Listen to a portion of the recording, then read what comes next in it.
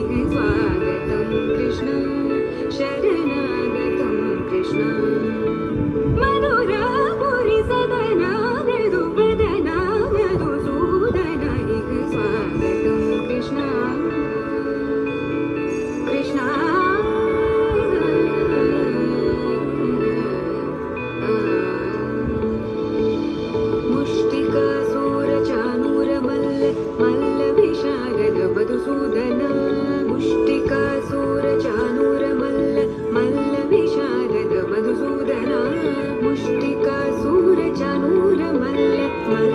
शारद कुवलय पीठ मर्दन कलिंग नर्तन गोकुल रक्षण सकल सुलक्षण देवा मर्दन कलिंग नर्तन गोकुल रक्षण सकल सुलक्षण देवा शिष्ट जनपाल संकल्प कल्प कल्प शतकोटि समपराभव शिष्ट जनपाल संकल्प कल्प कल्प शतकोटि समपराभव वीर मुनि जन विहार मदन सुकुमार दैत्य संहार देवा वीर मुनि जन विहार मदन सुकुमार दैत्य संहार देवा मधुर मधुर रति साहस साहस ब्रज युवती जनमानस पूजित मधुर मधुर रति साहस साहस ब्रज युवती जनमानस पूजित दप गरी पगरि सदसा सरि ग पद स दप गरी पगरि सदसा सरि रि ग ग पद स दप गरी रि पगरि सदसा सरि ग रि ग प ग पद स दप गरी पगरि सदसा दप गरी पगरि सदसा दप गरी पगरि सदसा तकदरि कुकुदन किड तकदी तकदरि कुकुदन किड तकदी तकदरि कुकुदन किड तकदी तकदरि कुकुदन किड तकदी तकदरि कुकुदन किड तकदी तकदरि कुकुदन किड तकदी तकदरि कुकुदन किड तकदी तकदरि कुकुदन किड तकदी Krishna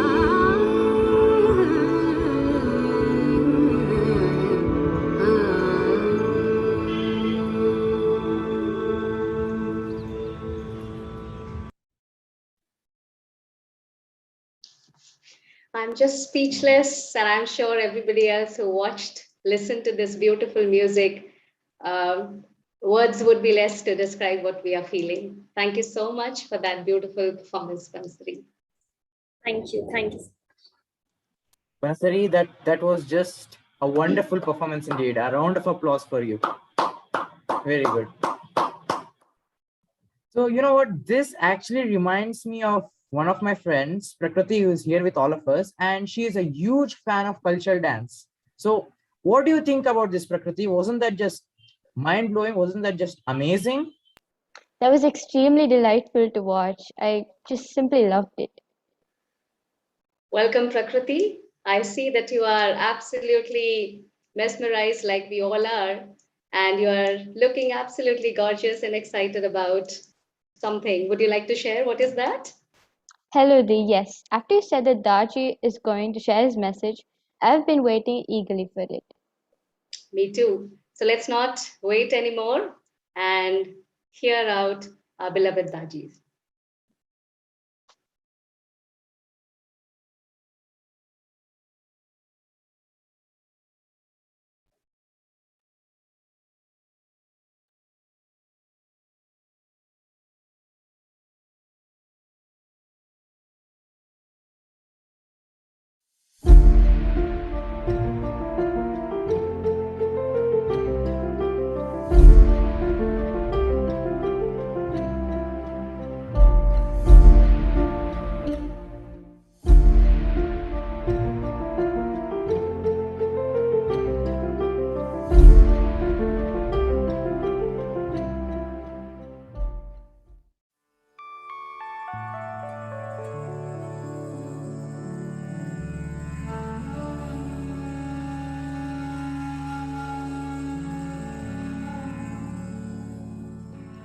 Namaste ji and happy Janmashtami.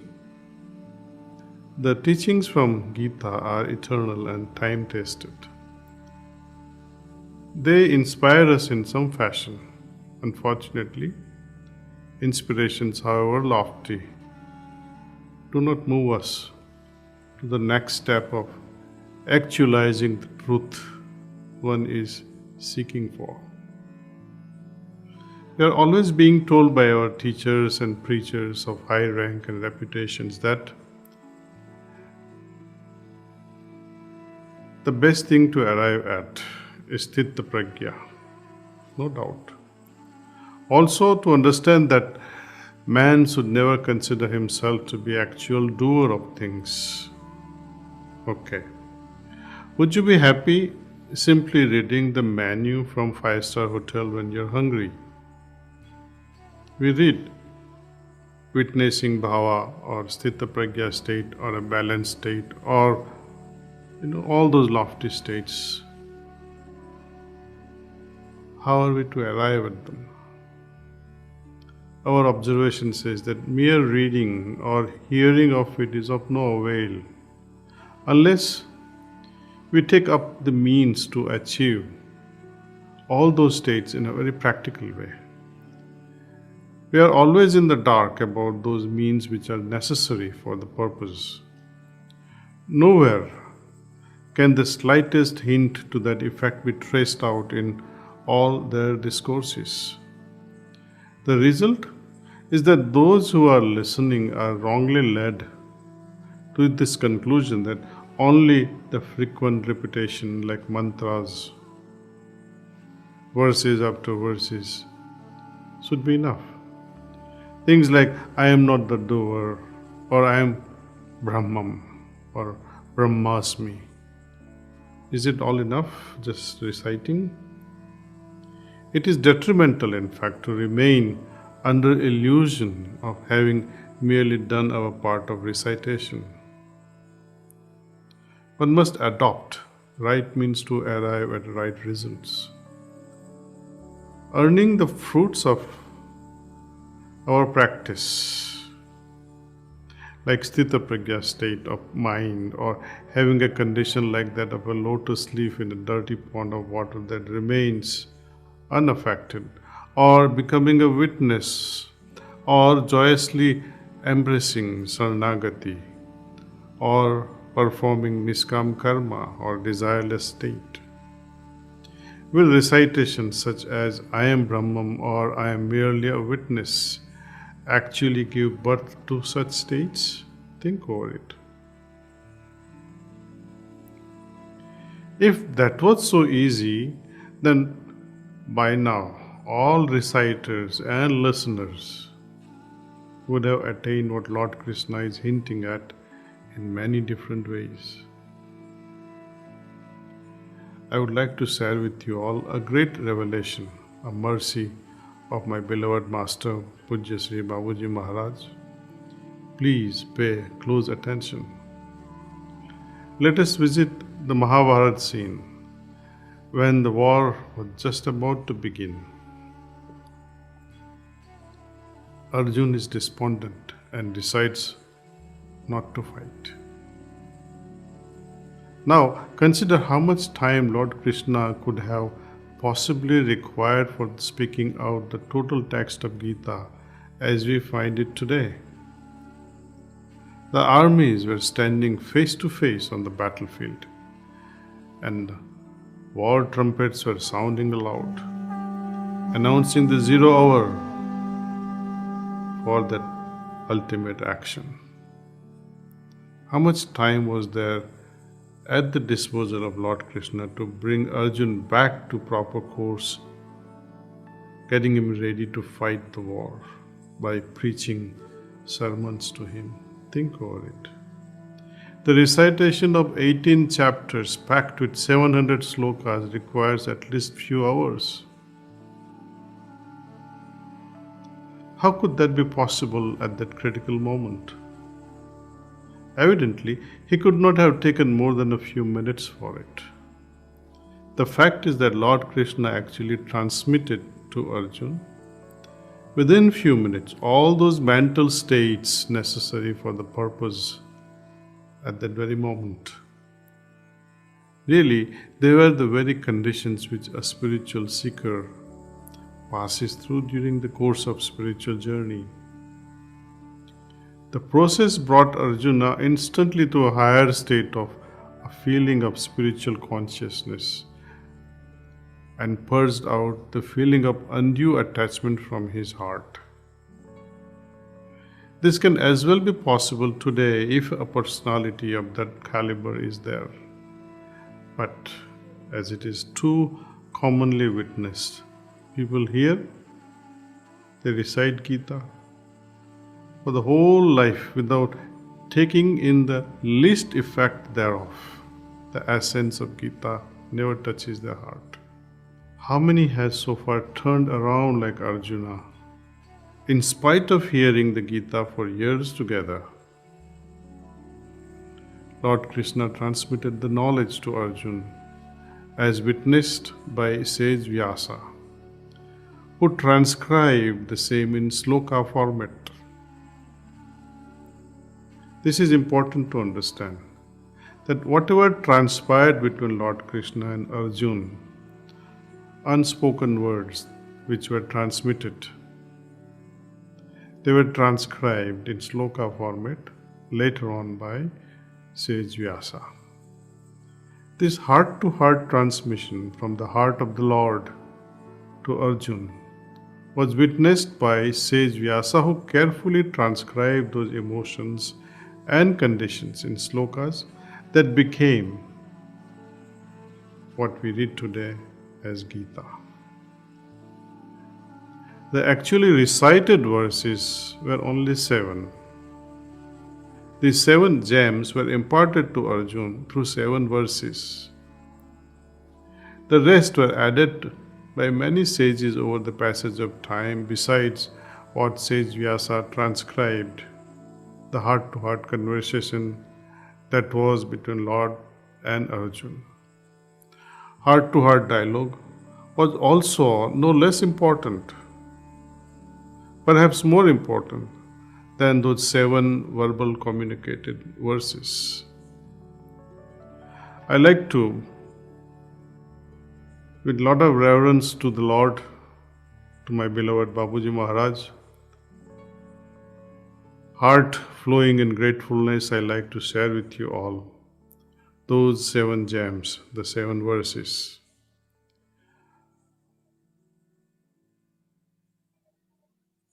One of them is from chapter number 2, verses 55. That says, Prajahati yada kaman sarvan parth manogatan atmani eva atmana tushta sthita pragya tada uchyate. O Parth, one who, having renounced all desires born of the mind, one who is content in the self and by the self, is said to be one whose insight is steady, sthita pragya. Chapter 2, verse 62. Dhyayata visayan punsa sangate sup jayate sadgat sanjayate kama kamat krodha abhijayate. While contemplating on the pleasures of the senses, one is attracted to them. From attraction arises desire, and from desire arises anger. Next one also from the same chapter, verse 63. Krodhat bhavati sammoha, sammohat smriti vibhrama. Smriti ansad buddhinasha, buddhinasat pranashyati. Anger leads to confusion or delusion of mind, which results in loss of memory. When the memory is lost, the intellect is lost, destroyed, and ruin of intellect leads man to destruction.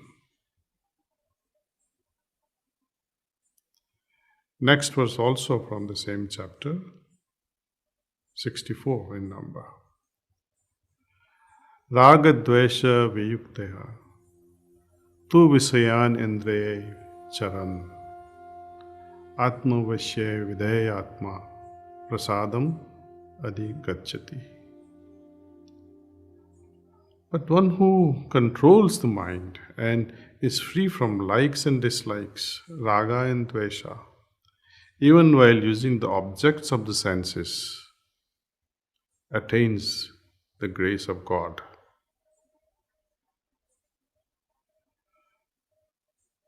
Same chapter number 2, Sloka 66.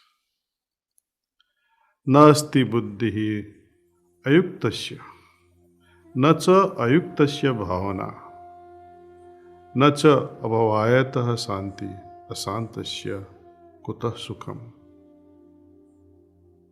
There is no wisdom for a man without harmony, and without harmony, there is no contemplation. Without contemplation, there cannot be peace. How can there be happiness for one lacking peace of mind? Chapter number 3, verse 35. Shreyan swadharmaha vigunaha pardharmat su anistitat swadharme nidanam shreya pardharma vayavaha. Better is one's own duty, though devoid of merit, than the duty of another well discharged. Better is death and one's own duty. The duty of another is fraught with fear. In short, Babuji would have said, mind your own business. Chapter 3, verse number 4. Na karmaram anarambhat niskarmyam purusha asnute na cha sanyasanat eva siddhim sam adhikachati. Not by refraining from action does man secures freedom from action. Let me repeat.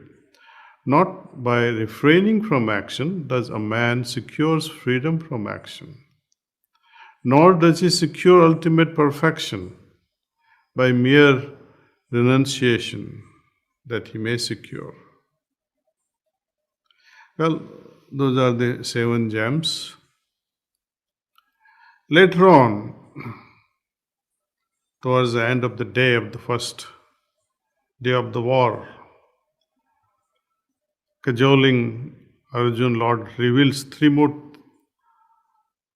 secrets, personal secrets to Arjun. Yada yada hi dharmasya glanir bhavati bharata abhyuttanam dharmasya tadatmanam sujamyam. That is from Adhyay 4, verse number 7. The next sloka also. Paritranaya sadhanam vinasaya cha duskritam dharma sansthapanarthaya sambhavami yuge yuge. And very important one, chapter 18, verse number 66. Sarva dharman parityajya mam ekam saranam raja aham tva sarva papebhya mokshayishyami masucha. So, all the best, my dear friends, and celebrate this Janmashtami with gusto, with joy, with fervor. See if some of you can fast also. Contemplate on the meaning of these verses, and as I said, these were verbally communicated from Lord Krishna to Arjuna.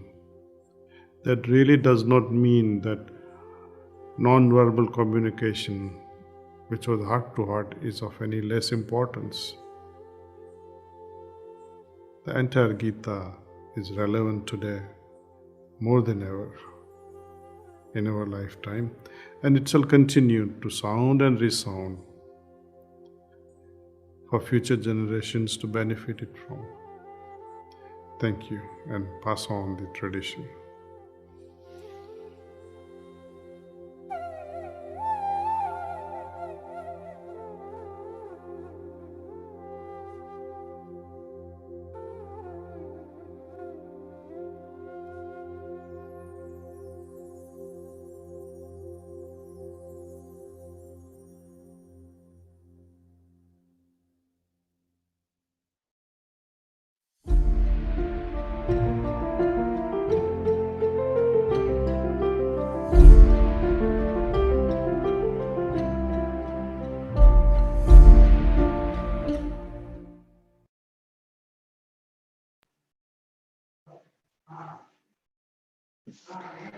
So the pearls of wisdom, everything starts from us and ends in us. The inner condition, the contemplation, the intellect, the heart. We all have it. Let's use it wisely. So Prakriti, we have so many students, parents who have joined us today. Would you like to say something here? It's time for fastest fingers first. For all my friends then. Menti time, right? Absolutely. So I request everybody to be ready with their Menti apps. And we will be sharing the link of the Menti app soon in the chat box. And we will go in for a quiz and let's see who scores the most. Hope everybody is ready and we will have Mr. Anirudh with us to take us through the process. All right. Hello, everyone. And let me just give you the Menti link now in the chat box. You can click on the Menti link or we'll be sharing the code shortly. If you have an app, or you can go to www.menti.com and punch in that code. And the code for you is 49523230. One of my friends here will put that code on the chat box for you. So type your first name.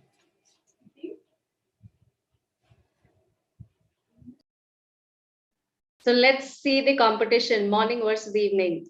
Yes, yes. Morning, the responses were very, very fast. So let us see. Vihan, Shaurya, Sumit, Hemant, Vanita, Harita, Shreya, Ishan, Sanjana. Now, do you see a balance of the girls and the boys? Yes, yes, yes. Tanvi, Manasvi. Someone says they're relaxed, so wonderful. Yes.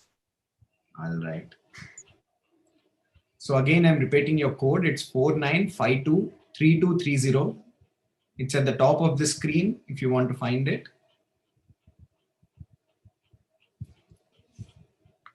All right. So I hope you will be quicker in the upcoming questions. Let's see, as Venkat said, all of you in this fastest finger first, how much quick you can be. And that will help you in the next questions. I'll explain why.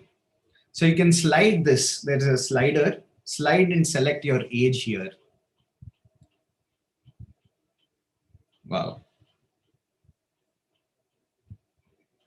Nikitaji, if you remember, the average age in the morning also was around 11.5. Correct. I remember 11.6 and it's almost the same here as well. Yeah. Wonderful. Very good. So go ahead, punch in those answers, because next is going to be some quiz questions. And the faster you answer, the more points you get. And let's see who comes first. Okay. Type your country and state. You have two text boxes there. In one, type your country. In the other, type your state. India, Pune. Wow. US, Virginia. UAE, United Kingdom, London. Qatar, wonderful. Sweden, Andhra Pradesh, Karnataka, Florida, Madhya Pradesh, Stockholm, nice. All right. Wonderful. Now we can see, Rikitaji, the answers are coming in much more quicker. Right. Someone is here from Uzbekistan also. I think I've seen Uzbekistan somewhere. Yeah. Wonderful. Edinburgh. Yeah. Doha. Wonderful. Malaysia. Bangalore. All right. So welcome all of you. Good that you've joined us. let's see which grade you are currently in.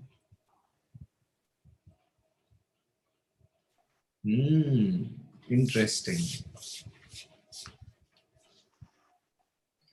Interesting.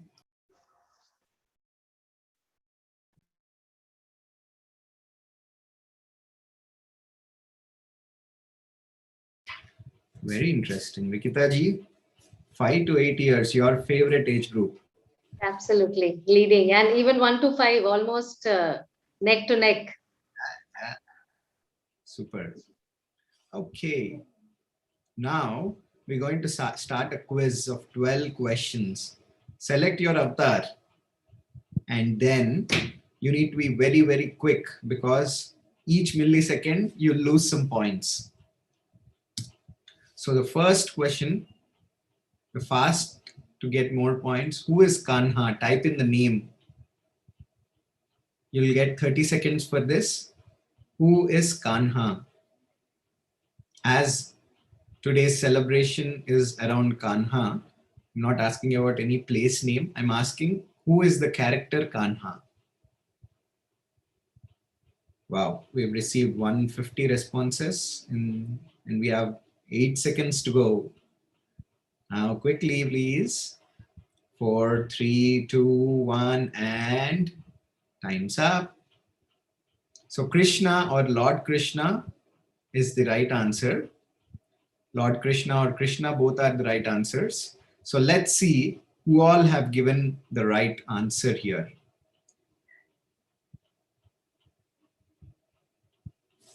All right. Now let's see. This is our leaderboard.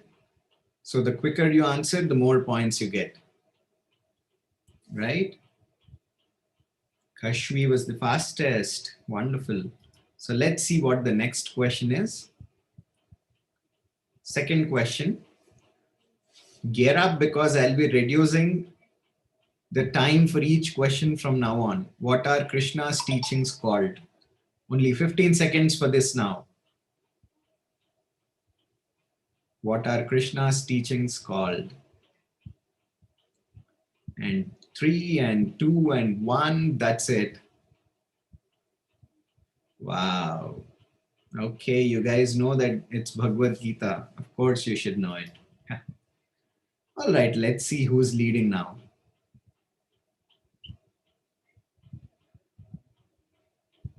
So the faster you answer, more points you get. Okay, let's see the next one. Question 3. What is the name of Krishna's brother? Again, 15 seconds for this only. Name of Krishna's brother. Wow, inside 7 seconds, we had 170 responses, Rikitaji. So it's also indicating they are competing with their own selves. Yes, yes. All right. Again, this leaderboard is just letting us know how quick you are. It'll depend on your the speed of your net as well. So you're not trying to see who comes first, but it's good. It's fun to see who is quick. All right. So have your fingers on your screens. Here's the question. How many chapters are there in Gita? Number of chapters in Gita. If you were paying attention to what Daji was saying, the answer was there as well. Okay, and 3 and 2 and 1. What is the right answer? Yes, 18 is the right answer. So listening test also happened in this quiz. Yeah. And that listening test will take you a long way because many questions to come had answers in Daji's speech. His message had many answers to the questions that will come next. All right. Question number 5. Remember, only 15 seconds. How many verses does Gita have? How many verses? On this listening thing, I just, got a glimpse that a lot of time we decide that, in this particular thing, there is nothing for me to gain, so let me not listen. And eventually now when you're realizing, Aha. It's 700. Wonderful. Okay.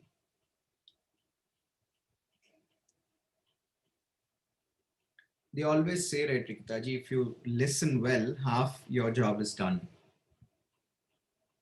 absolutely. Let's go to the next one. Question number 6. Fastest fingers first.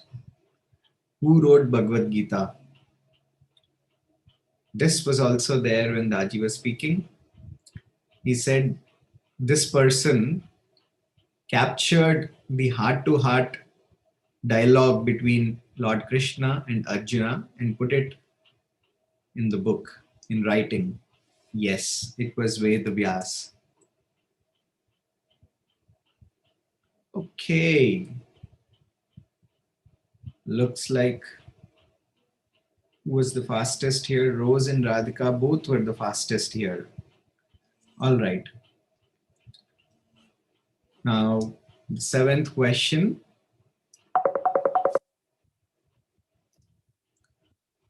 Man of steady wisdom is referred to in chapter 2 of Gita as, right? Again, Daji referred to it twice during his message to us.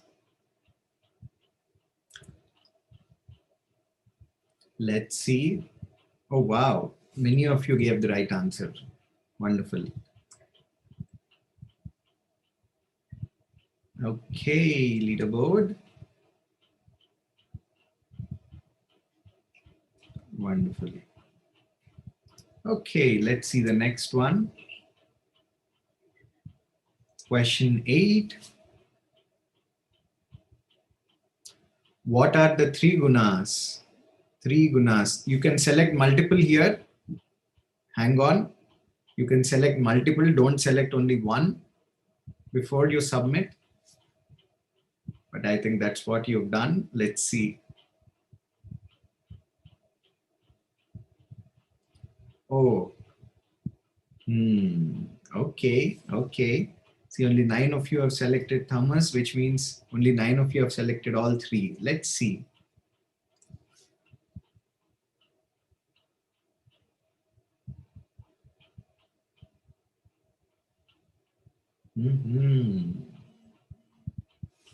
Okay, you can see that the leaderboard is shifting very quickly now. So stay alert, answer quick. Let us see what is the literal meaning of Bhagavad Gita. The literal meaning of Bhagavad Gita.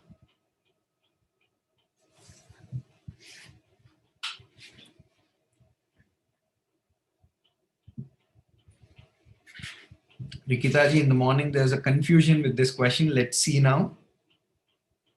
Again, there is a little confusion, but as you said, Rikitaji, in the morning as well, I think their ideology is correct. Song of Wisdom is also very close. All right. Okay. Who is moving up? All right. Let's see the 10th question now.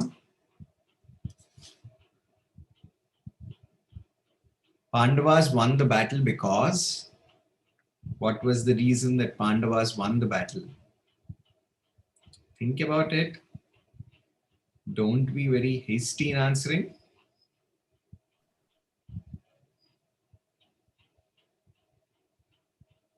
A lot of time we all feel that the magic wand is somebody else than us. Yeah.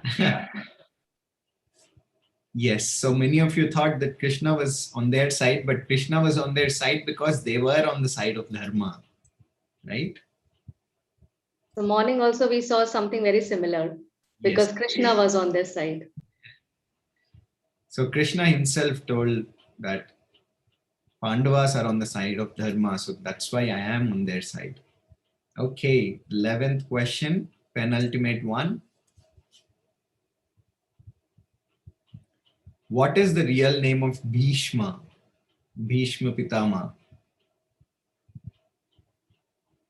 One of the very,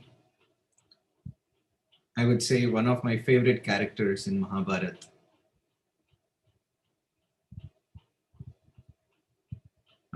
Many of you know that. Wonderful, wonderful.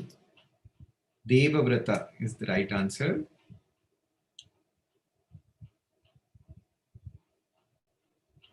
Okay, so for one last time, keep your hands very quick, your fingers very quick. This is the last question, which will tell us who is the fastest. What does Krishna call Arjuna as?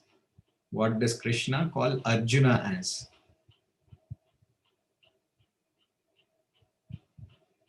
And 5, 4, 3, 2, 1, and that's the end of our quiz. Wonderful. Many of you know it's Parth. So let's see who was the fastest.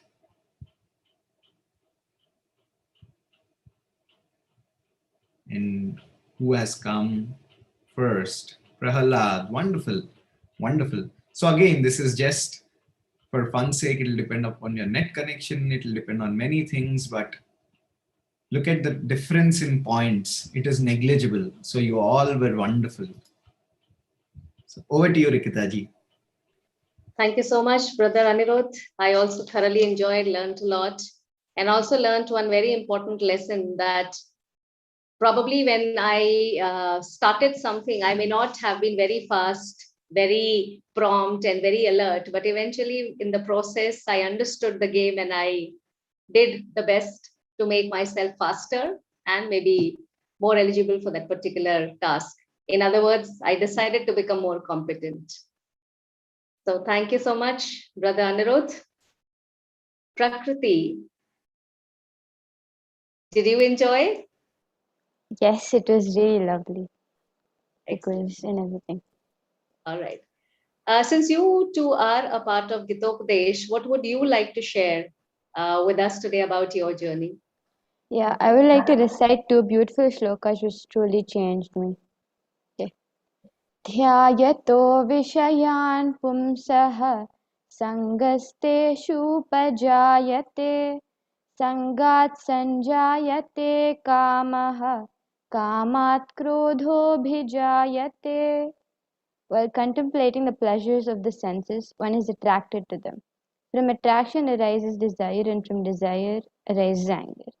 And the other one is Krodhat bhavati sammohah sammohat smriti vibhramah smriti bhramshat buddhinashah buddhinashat pranashyati. Anger leads to confusion or delusion of the mind, which results in loss of memory.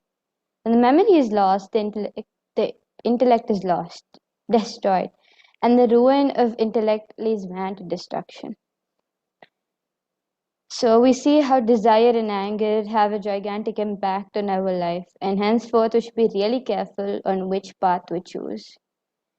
Gitopadesh personally helped with decision making and intuitive capabilities. With this learning, I'm able to have inner harmony. Yes. That's so beautiful. Thank you so much for sharing. So what's next, Prakriti? Didi, can I invite a few of my friends to share their ideas too? Absolutely. Let me invite Sneha. Welcome, Sneha, and over to you.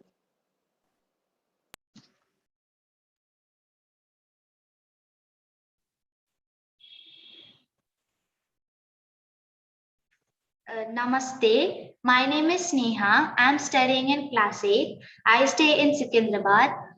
Dear brothers and sisters, today I am going to recite a sloka from Theme 3 Habit Formation. This sloka has been taken from chapter 3, verse 8. Niyatam kuru karmatvam karmajyayo karmanaha शरीरयात्रापि च ते न prasidyed karmanaha. The meaning of this sloka is: do the duty as prescribed, for action for duty's sake is superior to inaction. Even the maintenance of the body would be impossible if man remained inactive. Now I would like to give the essence of this theme 3, habit formation. Habit formation is the process by which a behavior is through regular repetition, which becomes automatic or habitual. This whole theme is revolving around how we excel ourselves. By changing habits day to day, little by little, it is not like a drastic change in only one day or overnight. So, habits are like by work constantly and consistently, then we can form habits. So, in this way, we have learned about habit formation with the help of theme 3 slokas. Thank you. Happy Janmashtami. That was That flawless. was. Oh, yeah. Go ahead, go ahead. You've made me even more curious for what is going to come next. So, without much delay, let us now invite Vismaya for another wonder.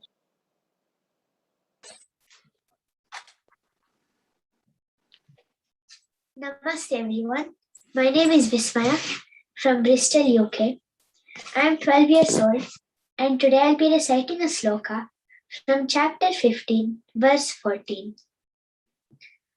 Aham Vaishvanaro Bhutva Praninam Dehamarshritah Pranapana Samayuktaha Pajamyannam Chaturvidham. This sloka was taken from Theme 12, Attitude Towards Food. Whenever you receive food, you should always think of it as prasad. The most important thing I learned from this sloka is that God is a digestive fire. Whenever you receive food, you are giving it to God. He combines with the upwards vital force, prana, and the downwards vital force, apana. He digests 4 types of foods: bhojya, chewing foods; peya, swallowing foods; choshya, sucking foods; and lehya, licking foods. Thank you all for listening. Happy Janmashtami. I really don't think that I need to say anything after that. Kudos to you, Vismaya. Rikitadi, I have Samaira's mother, Madhavi, here, who wants to share what she has seen in Samaira. Welcome, ma'am. Namaste and hello everyone. My name is Samaya Mishra and we're from the US, and I'm Samara's mom, Madhvi Mishra, and I'm a PhD from US DC Center. First, I want to thank you, Heartfulness Organization, for bringing this a beautiful idea of Gitopadesh for kids, and through these qualified teachers and dedicated team around them. Gita always has been a very inseparable part of my life, and I always refer to Gita in my tough times to make the right decisions. And I wanted the same for my daughters, to absorb the meaning of it, learn the Gita. And when I came to know about Gitopadesh through Heartfulness Organization, and then I was so curious to tell her, and I immediately told Samara that, can you join the program? So Samara, do you want to share how did you join the program? right.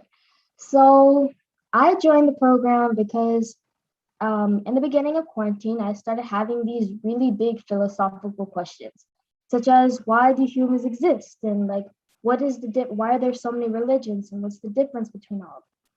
So I began to become really interested in different religions and cultures, and I wanted to read about all of them.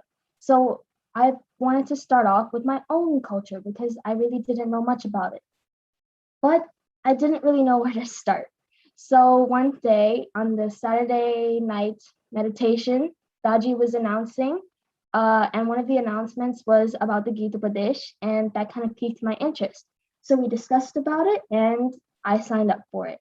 So when it started, how did you feel? So when I started the program, I watched your classes and I felt that it's really helped you in various ways. The first thing I have noticed that my biggest concern was language barrier. So I noticed that program is so kids friendly that they have translated every word and meaning of it, and it's made you very easy to learn it. And another thing I have noticed that I'm so happy about it that you are learning the Gita in its own original form, which is in the original language, which is Sanskrit. And the teachers are so well versed in Sanskrit. That's so beautiful that they enunciate the slokas together, which really creates a very beautiful vibration and positive atmosphere around us. So thank you for that. And definitely the Gitopadesh classes are really developing Samara in a very positive way. I have noticed that she's becoming more calmer and she's developing a very acceptance and beautiful approach towards the life situations. So thank you very much for that. So Samaya, do you want to share your experience? How did you feel during these classes? So at first I was really anxious to start because this was not how I thought that I would learn Gita, but my parents just told me to like, just try it out. If it doesn't work out, you don't have to do it. But as the classes started going on, I felt really good about it, especially because my classes were in the morning. So it made my day like very calm and it made me relaxed. And also I had the shlokas and the meanings in the back of my mind, which helped me put the meaning into practice. So it was also nice to like meet new people and be around like a different environment, and like the vibrations and atmosphere that I would get from it was also really nice. So that was my personal experience and I'm really looking forward to learning more about it. And I just wanted to thank all my teachers and the Heartfulness organization for giving me this opportunity, and obviously the parents for kind of pushing me into this direction. Thank you. I really want to thank Heartfulness organization and amazing teachers and team around them. And thank you, Samara, for listening to us and making it as it's your own initiative. So thank you. And happy Janmashtami. I am speechless after listening to both of you. It's so heartwarming, so heart-touching. The mother and daughter's heart was just dancing is what I could feel. Thank you so much for sharing those beautiful, beautiful moments. And we are truly feeling that it has helped Samira, and the mother is feeling truly, truly elated with that, feeling that the daughter has got what she should have. All right. So let's now invite Dheeraj with his favorite shloka. Namaste. My name is Dheeraj Vemuri from Karnataka, India, studying in class 2. Today I am reciting Shloka 47 from chapter 2 of Bhagavad Gita.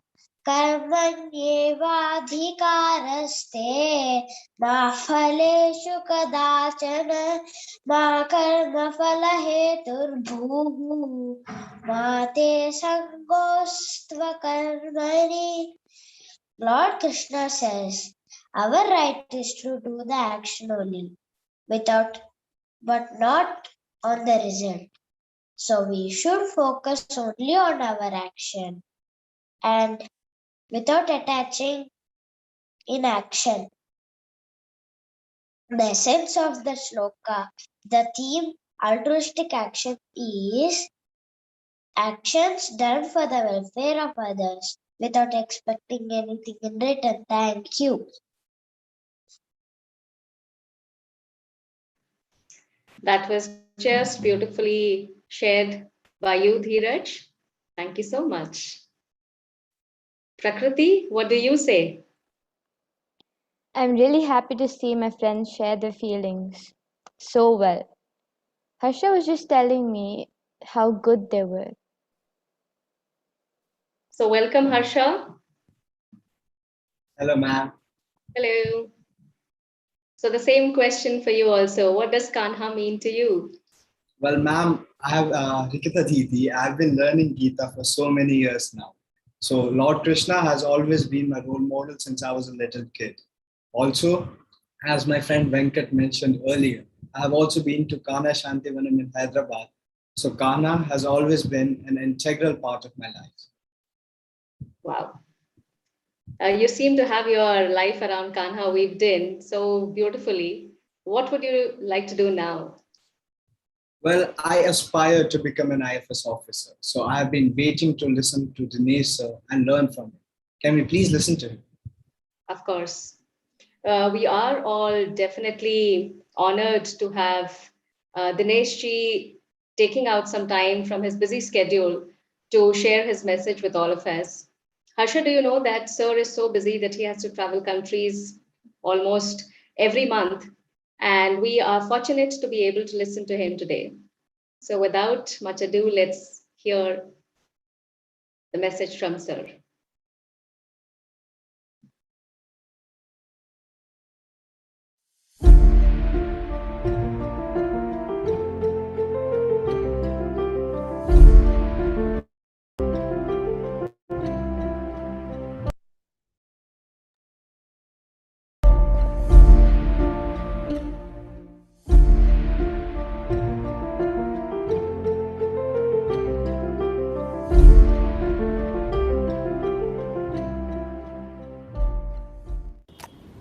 Namaskar.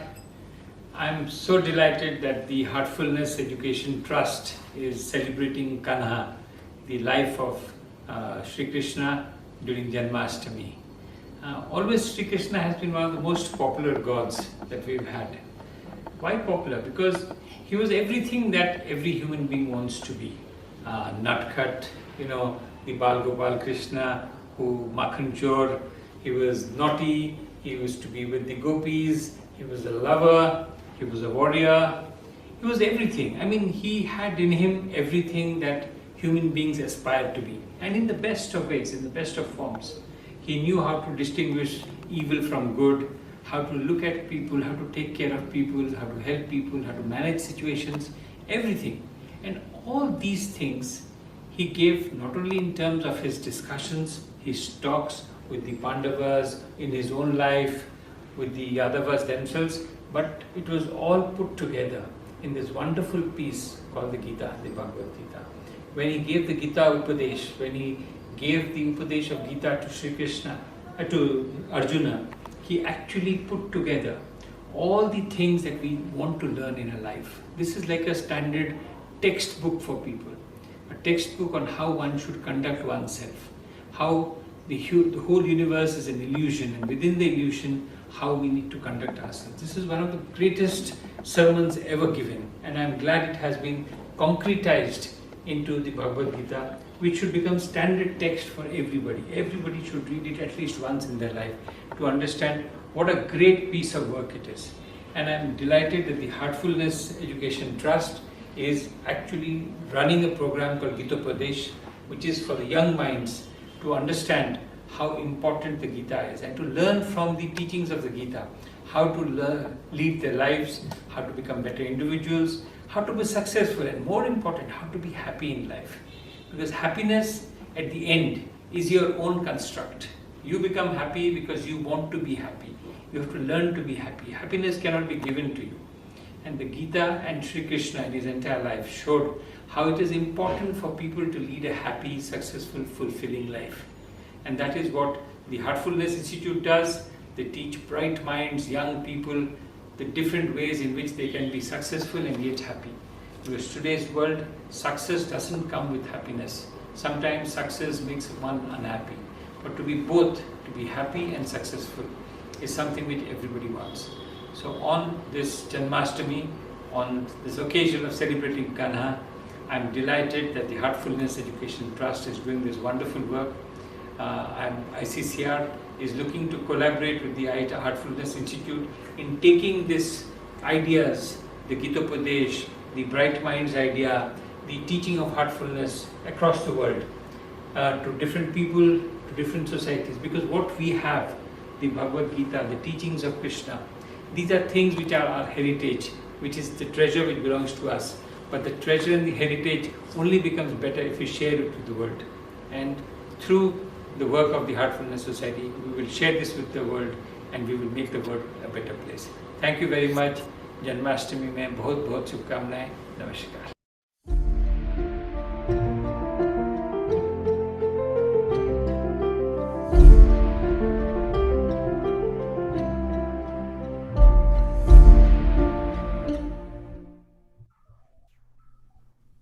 Wow. So ICCR will take Gitopadesh forward through ICCR forums.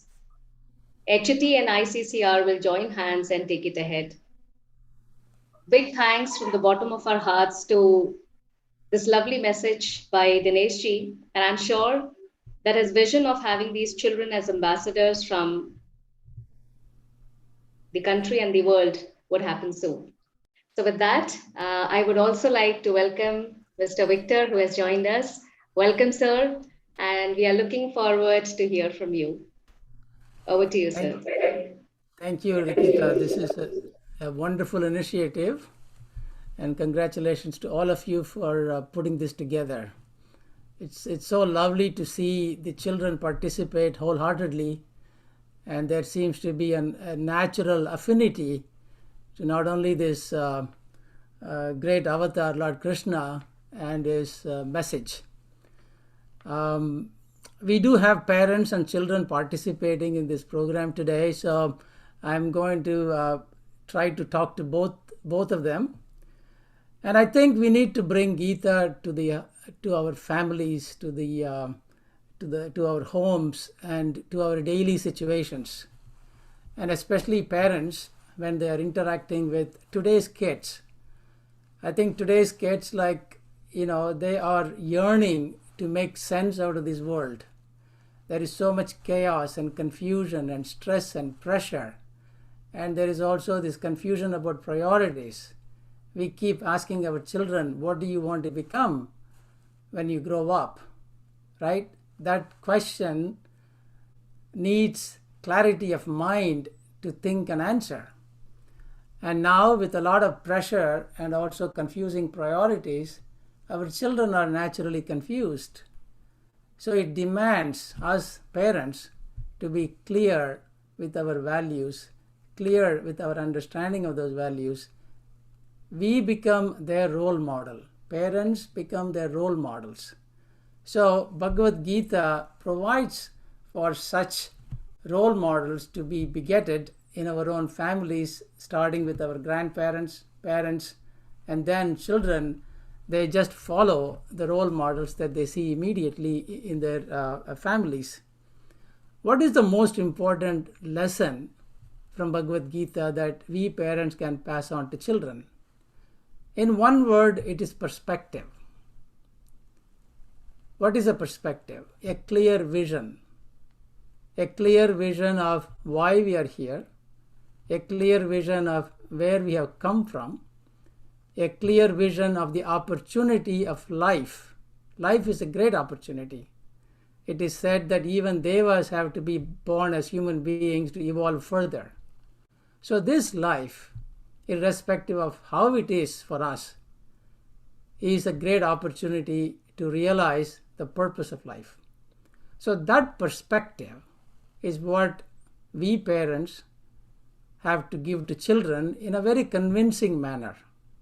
Because children, especially when they are 10 years old or 11 years old or 12 years old, they know nothing but purity, innocence. And we know the statement that out of babes comes truth. So they ask some difficult questions. They question the parents about some of the discrepancy that they see. And so it becomes, parents become duty bound to first understand what is the purpose of life and how does Gita help us in terms of finding that purpose in life. Not only that, but also make sense of this chaotic world. Arjun was confused. He was in the battlefield. He is fighting with his own cousins or his own brothers. And for us in this universe, in this world, everybody is a brother or a sister. And so we are constantly in struggle with them. So Arjun faces this fundamental question: how do I fight with my own brothers? He was confused, he was dejected. And with that confusion and dejection, a great warrior became totally impotent. A simple confusion of the mind and the mind's attachment with the worldly things, good or bad, made him impotent, stuck, couldn't move, couldn't act, couldn't think. Then Lord Krishna had to give him the clarity. And the clarity is nothing more than a perspective. He actually takes it to a simple idea that there is an imbalance in the universe, adharma. Some people are going after the desires of the mind, the desires of the body, the desires of the ego. And he says that is adharma, that is making them do adharma. So Lord Krishna tells Arjun, like we parents should be telling our children, that gain a perspective, rise above all the things that cause confusion, all the things that cause adharma. And then that clarity will inspire you to take action. Of course, Arjun was already a great warrior. He had already practiced and became the most powerful warrior. He knew how to use his tools, how to use them, use the good techniques, right? So he has learned a lot of these skills, yet his mind was not cooperating. For example, if the mind were to cooperate and if he didn't have the skills, would that clarity be useful? So the things that are hidden in Bhagavad Gita are, there is a combination of acquiring wisdom, practicing to develop the skills, and also in parallel gaining clarity of the mind. Now, the fundamental aspect of getting clarity of the mind is the goal of life. What is the goal of life? How do we use our mind to pursue those goals? If the goals are desire-based, and that too desire of the body-based, or desire for pleasure, desire for ego fulfillment, it is a negative cycle. We are using our knowledge with the desire of the body, of the identification of the body or the ego. We are in a negative spiral. But if we are able to attach ourselves to the desire of the soul, which we can call as aspiration, then we can use this clarity, we can use this wisdom, we can use this devotion, we can use this respect, and all of the tools, the techniques that we practice towards going and realizing the characteristic of the soul or the Atma yearning to become one with Paramatma. So the children are looking for that type of clarity, that type of perspective from parents. And it is important for parents to appreciate their role in children's upbringing in terms of a focused approach to life, a life where they take the aspiration of the soul more than the ambition of the mind, and use the mind to regulate itself, purify itself, and focus so that it becomes a great tool. So in my mind, the simple lessons for both parents and children in terms of Bhagavad Gita is to development of the right perspective of why we are here and what is our purpose, and also the difference in each of us. I am born to certain parents with a certain tendency, with certain ability, and I can use the opportunity life gives to expand upon it. Like Daji, our guide in Heartfulness, very clearly states, destiny is something that you can make within the bounds of what has been given to us. We have talents and skills, and we have prior samskaras that we are born with, but that does not take us towards a fatalistic, predetermined destiny that we cannot change. So within the bounds of our samskaras, we can choose a destiny that we want to reach, and then we can march along towards that destiny. And one important part of this message from Daji about choosing our own destiny is what Babuji said, his master, that liberation is birthright of human beings. What is liberation? Liberating ourselves from the desires of the body that causes confusion, because we get angry and we get fearful, we get confused, and we don't make right choices. We lose the sense of discernment. We have heard this, negative, journey again and again during this last couple of hours. So, if liberation, which is to liberate ourselves from the travails of this existence, while we are in this existence, we use that as an opportunity and then begin to feel the benefits of liberating ourselves from lower tendencies. This idea that liberation is far away is again not a good idea at all. It is not a realistic idea. Even Lord Krishna as a principle is far out there is also not a good idea, because Lord Krishna himself says, I am in the heart of everything. So in heartfulness meditation, we say, close your eyes and go into your heart. Seek that which is what we have to become. That is the essence of Paramatma, essence of Lord Krishna, essence of all the masters. So we, as a part or a spark of this great consciousness, we have manifested, and that manifestation is taking towards the desires of the body. But if we are able to use the mind to realize that I have a potential to become one with the consciousness of Paramatma, or to feel the essence of Lord Krishna, then what do? I develop my wisdom, I do my duty with the right perspective, and I develop gratitude, love, devotion, so that I begin to liberate myself from the lower tendencies and the suffering that is caused by the lower tendencies. And this is nothing more than the consolidation of Jnana Yoga, Karma Yoga, and Bhakti Yoga. And that is what is synthesized in Sahaj Marg or Heartfulness.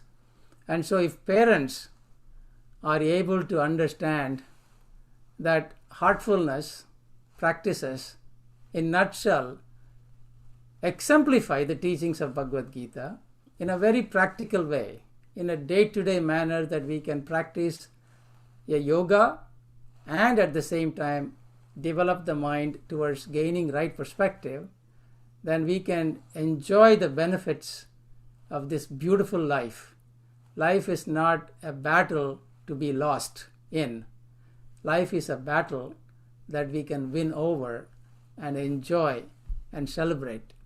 On this great occasion of Janmashtami, I think it is appropriate for us to grasp the opportunity of life, to be grateful to this opportunity of life, and also celebrate not only Lord Krishna and also his representatives that are amongst us, guiding us. And Daji is one such personality and one such principle that we should look into and then imbibe in our lives in a very deep manner. So with that, Rikita, I will stop here. To me, it is of great inspiration to be part of this effort. And I hope that all of us take advantage of this event and the opportunity that Heartfulness presents. Thank you. Namaste. Thank you so much, Sir Victor. I think 4 keywords for all of us would be wisdom, skill, clarity of mind, leading us to goal of life, looking at opportunities, and designing our own destiny. So beautifully, so simply put in these words. And I hope we all achieve this in our lifetime and able to use the entire session that we all have been into to the maximum benefit. Thank you so much once again. Thank you. Namaste. Namaste. All right, Harsh. So, would you like to share your journey of Gitopadesh with us? How has it? I would love to share my Gitopadesh. My favorite moment, Rakita Didi, changed my understanding towards the whole concept of Gita. Prior to the moment, I saw Gita as a regular book, and now I see Gita as a different way of life, or some might say a completely new lifestyle. I found that when you start immersing the teachings of Gita into your life scenarios, your outlook towards most of them changes. So my favorite moment was when one of my facilitators were explaining a shloka, and one of them said, Gita is symbolic. Now, of course, I knew Gita was symbolic, but it gave me a moment to reflect. That small thing my facilitator said transformed my Gitopadesh journey altogether. From then onwards, I looked at each shloka and thought to myself, what do these 2 little lines symbolize in my life? Start pondering upon the thought. Each shloka works on making you realize the truly important things. The actions I have done in the past are affecting my present right now, and the actions I take around now are building up to my future. Gita taught me to be responsible for these actions. So I would like to say thank you to both of my facilitators for helping me realize something this important. That's that. And Didi, I'm sure my fellow Gitopadesh friends also have moments like this. Shall I ask a few of them to share it too? Absolutely. Please welcome them. Right now, my friend Yash is going to tell us a story. Over to you, Yash. Welcome, Yash. Thank you, Harsha. Well, thank you, Didi. Thank you, Harsha. And everybody, namaskar, everyone. I am Yash, hailing from the city of Varanasi, Uttar Pradesh, India. Today, I have been given the opportunity to share with you some stories about Lord Krishna on this auspicious occasion of Janmashtami. So, who's more better than our little Makhan Chor? So, let's start from there now, shall we? So, Lord Krishna had a very, very joyful childhood, playing with his friends, doing mischief, getting all sorts of trouble, and living life on the banks of river Yamuna. But one day, when he was sitting under the tree of Kadam, he saw that the gopis of his village are cleaning the vessels or matkas in which butter was kept with mud. For context, Krishna loved butter a lot. So, when he saw them doing it, he thought, does that mean that butter can only be cleansed by mud? So should I start eating mud to clean the butter in my stomach? And one day, curiosity got the better half of him. And after eating some butter, he continued to put a fistful of mud in his mouth. This act, however, was caught by Balaram, who rushes towards Yashoda Maiya. Yashoda Maiya, Yashoda Maiya, Krishna is eating mud from the ground. Yashoda Maiya gets alert. She runs toward Krishna. Krishna, my child, why are you eating mud? You just eat butter. Why are you eating mud? Krishna says, no, Maya, I'm not eating mud. Yashoda Maya says, no, Balaram will not lie. Tell me, why are you eating mud? No, Maya, I'm not. You do not believe me, Maya? Maya said, I believe you. That's why. Open your mouth. Krishna hesitates. Maya demands. And thus Krishna opens his mouth. But in place of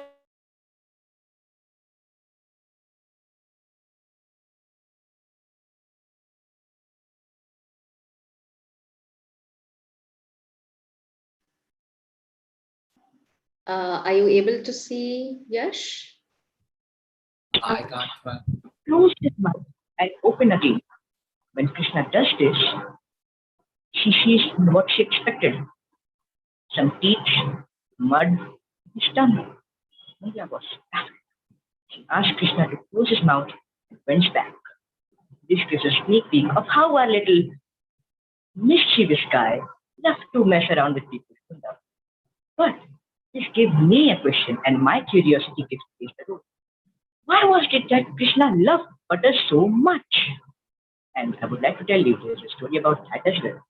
You see, after defeating Kanha and becoming the ruler of Dwarika, one day Krishna and one of his best friends, Uddhav, were taking a stroll of the castle. And there, Uddhav asked Krishna, Krishna, out of so many food items that there were in Braj, why was butter so much appealing to you? You only eat butter so much. Krishna replies, Uddhav, not only because of the taste did I love butter so much. Butter symbolized a Brahman or a one with a knowledge or spirituality. Uddhav thinks to himself, what is he talking about? He asked Krishna, Krishna, how does butter symbolizes a Brahman? Krishna explains it to him in a very humble way. Uddhav, let milk be a normal human. And if you would churn away the envy, pride, anger, greed from it, what would be left? Pure, white, Don't worry.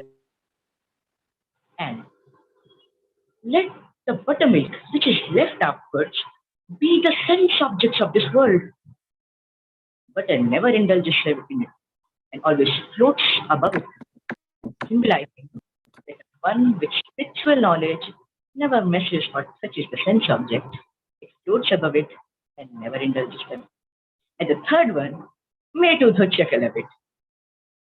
Uddhav, everybody in Braj churned the milk thinking that it was their milk. And what butter would come out would be ultimately theirs. But it would be I who would consume it in the end, saying that however much the human think that the brain is theirs, the soul is theirs, in the end, after death, it would only be submerged in this supreme being. Uddhav laughs, saying that, Krishna, you really are something. I would like to end with a very popular line from Ras Khan, a very popular poet. Krishna, tu natkhat hai, tu nirala bhi hai. You are mischievous, but you are miraculous. Thank you. Thank you so much, Yash. That was a beautiful story of Krishna, and you replied to that. All right, so let me now invite Kalpana to take us through her journey. Hello, Kalpana. Welcome. Namaste, everyone. My name is Kalpana Kapil. I live in Karnataka, India, and today I will be reciting from theme 9, shloka number 2, which is taken from chapter 2 of the Bhagavad Gita. Yogastha kuru karmani sangam tyaktva dhananjaya siddhyo samo bhutva samatvam yoga uchyate. Now, this shloka means, O Dhananjaya, you should renounce your attachments and remain balanced in all conditions of success and failure. And this can be achieved by attaining the inner purism and altruistic actions. Altruism is when we act to promote someone else's welfare, even at a risk or cost to ourselves. The actions done to help others is called altruistic actions. Altruistic actions basically means to help others and perform our actions without expecting a fruit in return. Thank you. I can so relate to you, Kalpana. That was very well put by you. You know what? I have Swasti's father with us today, Mr. Prakash, who would just love to share his feelings about Gitopadesh. Welcome, Uncle.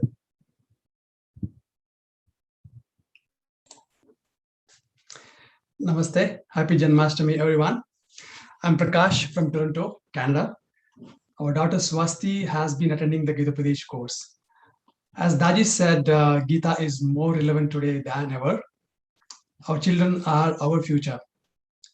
We are very fortunate to be part of Daji's vision to introduce Gitopadesh program to our children, bringing alive the precious teachings of Bhagavad Gita. Speaking on the impact of Gitopadesh program, we have observed that Gitopadesh is helping Swasti to explore inner potential. Definitely with the habit formation, in terms of building her daily routines and so on. She often talks about trigunas, eating sattvic food, and having moderation in everything. And she now has more clarity in her thoughts for making better decisions. And every day we get to discuss the shlokas and the meanings. And this has become an interesting topic for discussion at our dinner time. And has created a very positive atmosphere at our home.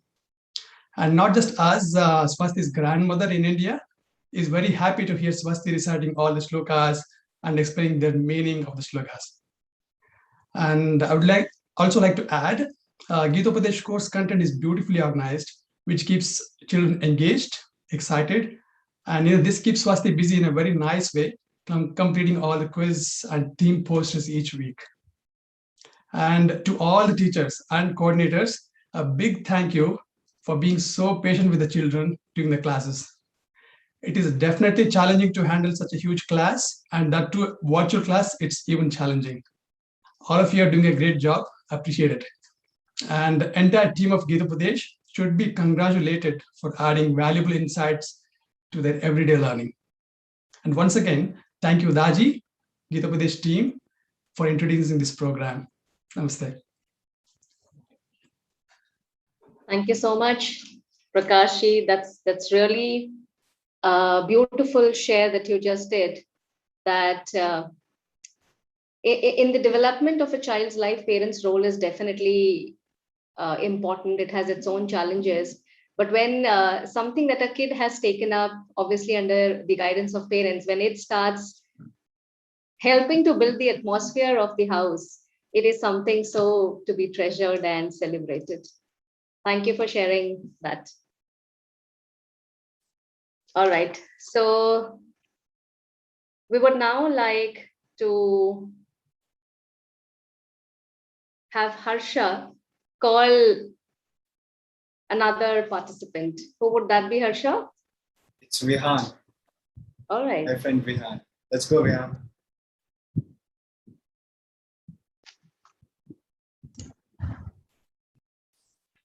Namaste. I am Vihan Patel from Vadodara, India. I am studying in grade 3.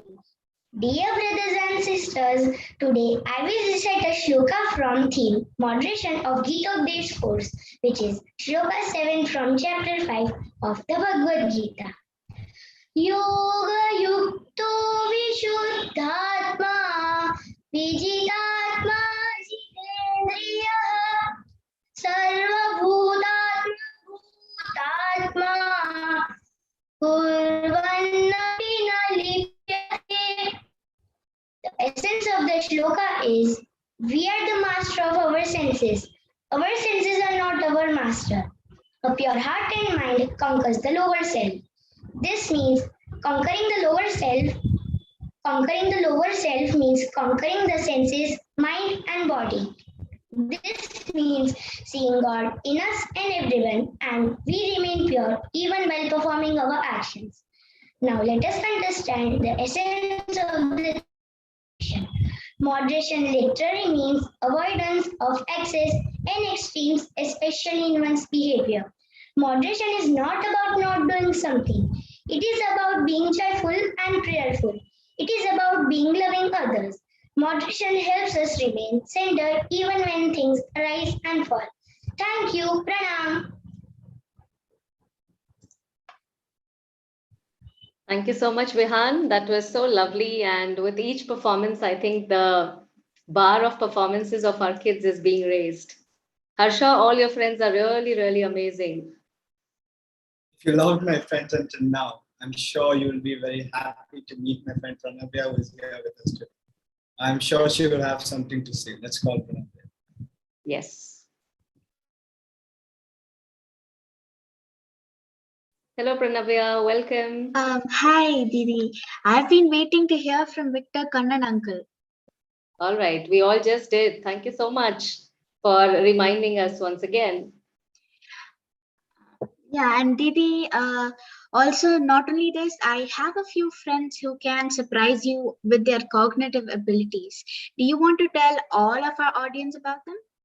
Absolutely. You're talking about the Brighter Mind kids, right? Yes. Okay.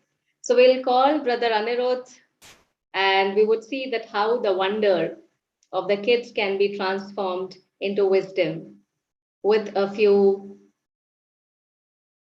demos with the kids who are here. So let's welcome Brother Anirudh.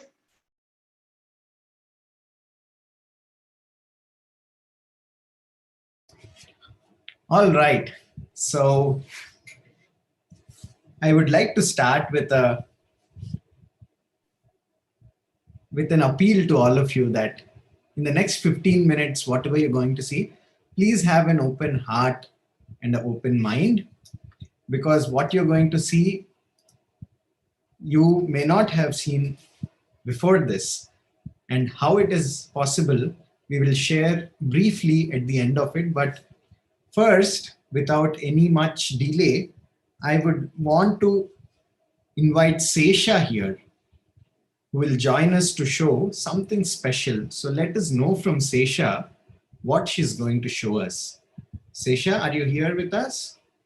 Yes, she is. Hi, Sesha. Hello everyone, my name is Sesha, studying grade 10 and I'm from Rajahmundry, AP, India. All right, Sesha, what are you going to show us today? Today I'm going to show you, perform you a blindfold activity. So here in that I will say you the colors of the balls and also the words which you give in the chat box. I'll read them by tying your blindfold. Oh, wonderful. So you would be tying a blindfold and you'll actually tell the colors of the balls that they're there. And if we give you some words without seeing, you will try to tell us what those words are. Wonderful. So why not see it now? Let's start, Sesha. So you can see that Sesha's parents are there with her and her father is holding the phone from the side. Sesha is now switching off her audio from the speaker so she can't hear us going forward. All right, so now Sesha's mother will take the balls, shuffle them and give a random ball to Sesha. Ma'am, if you can close your eyes while you're shuffling.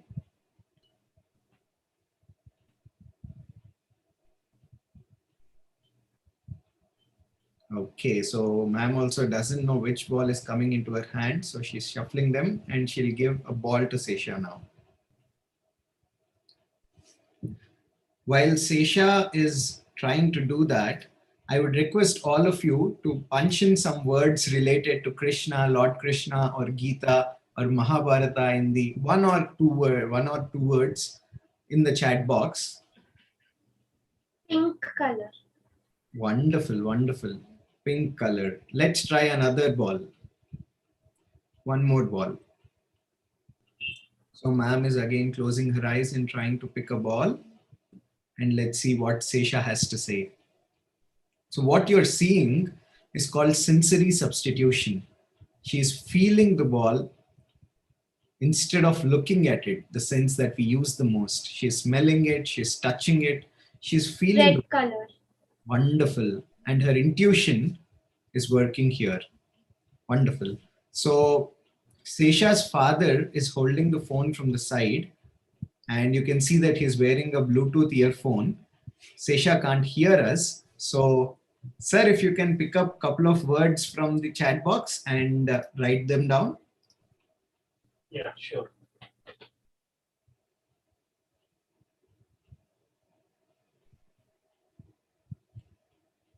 So from the chat box, sir is going to pick up 2 words and write them down. So what you're seeing Sesha doing happens because she's in a very relaxed state, as you can see. In that pause, in that relaxed mode, children are more observative. Children have the ability to capture that intuition which comes from their heart. So Brighter Minds is that course which taps into that, you know, we have a left brain, we have a right brain. Most of our education deals with the left brain, but the right brain, which is all creative, all logical, it gives us intuition. We do not do anything for it. So sir has written a couple of words. He is going to give that to Sesha now, and let's see what Sesha has to say. So Brighter Minds is another signature program from Heartfulness, like Gitopadesh. So that's the first word. Let's see what Sesha has to say. Again, she's trying to feel it through the sense of touch, through the sense of smell.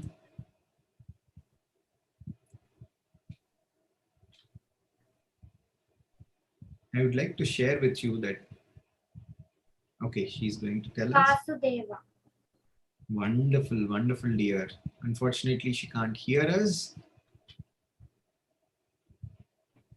Yeah, wonderful. Let us try another word that was there. Yeah. Second word. Wonderful. So I had an experience with one of the child, and when we were talking to her about Brighter Minds, she was reading a word and she said God. We asked her, how do you say God? She said, when I tried to feel it, I could see heaven and peace. So I thought it was God. So that's how intuition works for you. How beautiful. Kanha. Wonderful. So the second word is that. So sir and ma'am, you can ask Sesha to relax now. Switch on the audio before her. We would like to speak with her as well. All right.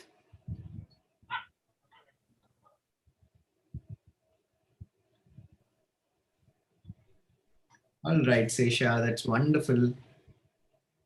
She's switching on the audio so that she can hear us.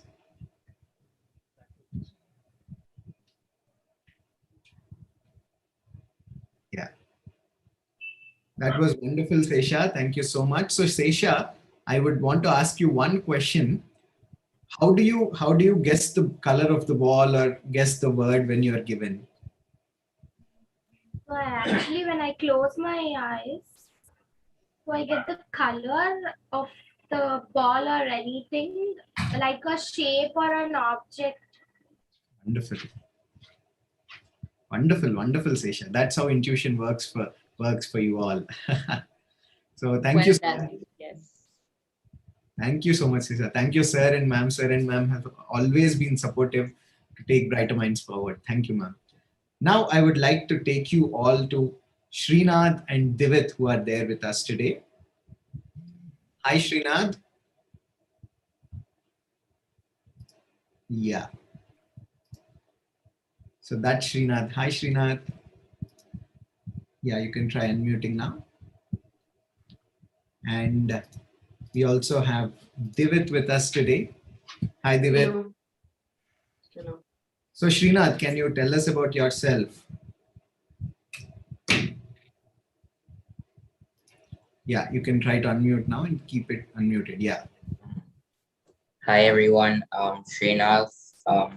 I'm from Kanha in Hyderabad. I'm in eighth grade in the Heartfulness Learning Center. Wonderful. Srinath, keep it unmuted. And Divit, tell us about yourself. Okay, my name is Divit Rathod. I study in 10th standard. I joined Brighter Minds 3 years ago. So today I'll be solving a Rubik's Cube blindfolded. Wonderful. And Srinath, what are you going to do? I'll be solving the pyramids blindfolded. Wonderful, wonderful. So why wait? Let's start. So Divit will be solving a Rubik's Cube and Srinath will be solving a pyramid cube blindfolded. Let's start then.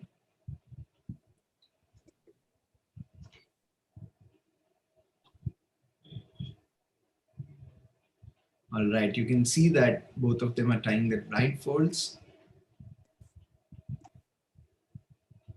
So Divit's sister is helping him shuffle the cube. Srinath will also shuffle his Rubik's Cube before starting to solve it.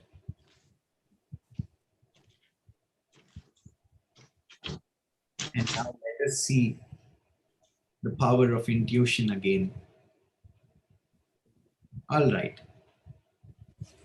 Dipakshi, if you can give us a side angle of Divit as well. Yeah, so that we can see him closely.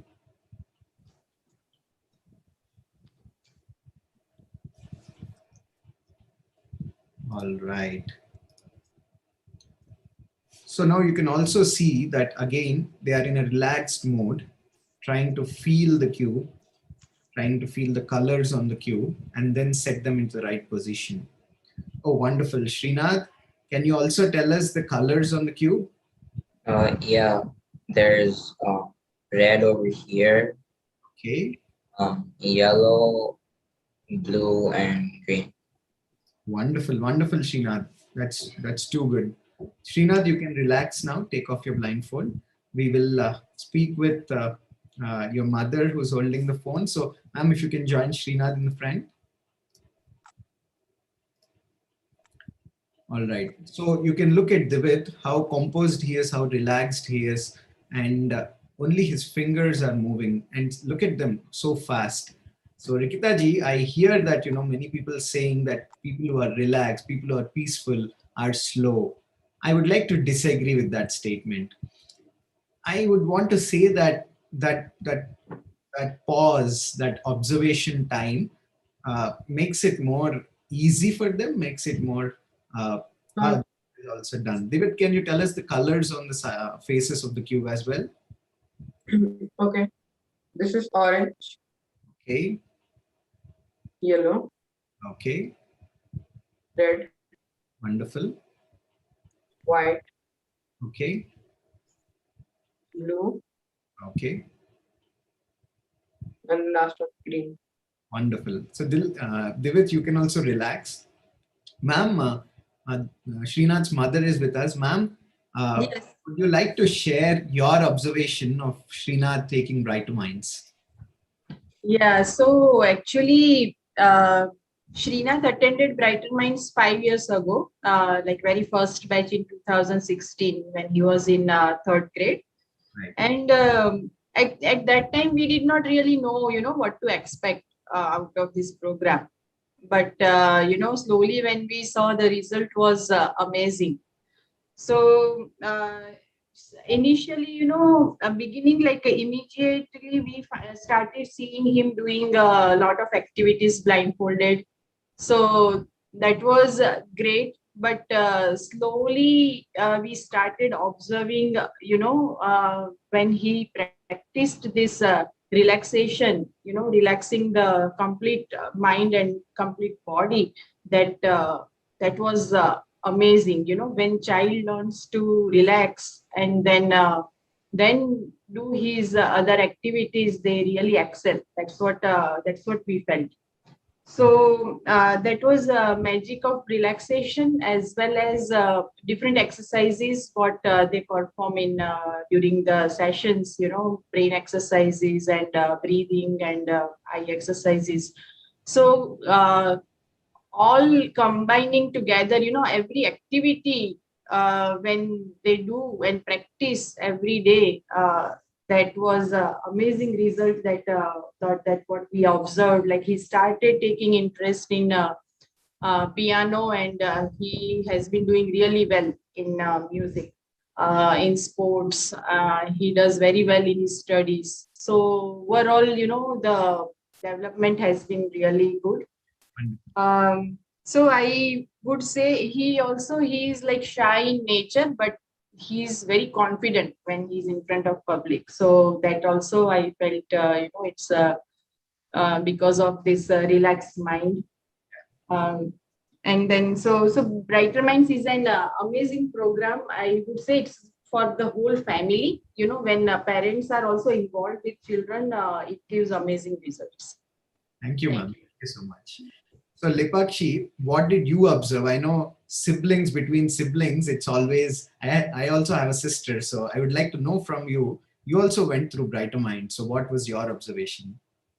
Right. So Divit was like, he was able to solve Rubik's cubes, guess colors, but my journey with Brighter Minds was completely different. I got very different angle, and I got like, I was more creative after that. I was more understanding, and I was able to get different way, not only the colors and what all he was able to do, but yeah, I developed outer skills more. Wonderful, wonderful. Thank you, Lipakshi and Divit, for joining us. Wonderful. So now I have one more child to show you all, and that is Sukrita. Hi, Sukrita.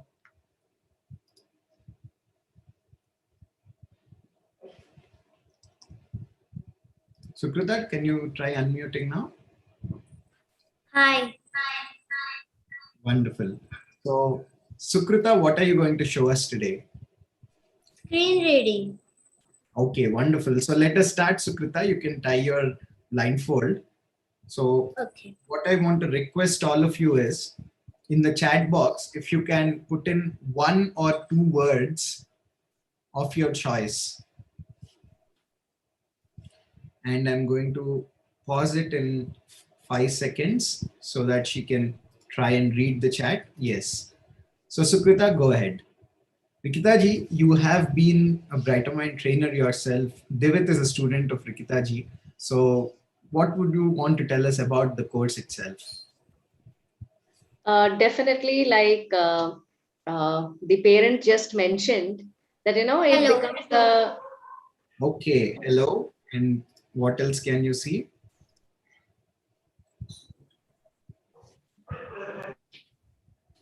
Kanha. Kanha, wonderful. Next. Next, okay. Next, okay, wonderful. I would like to ask participants to stop chat now. Let her. Hello. Hello, wonderful.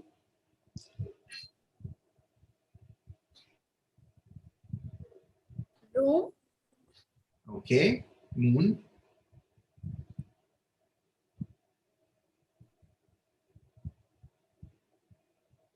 Sunshine. Sunshine, wonderful, Sukrita. So that's how it is a feeling, not seeing.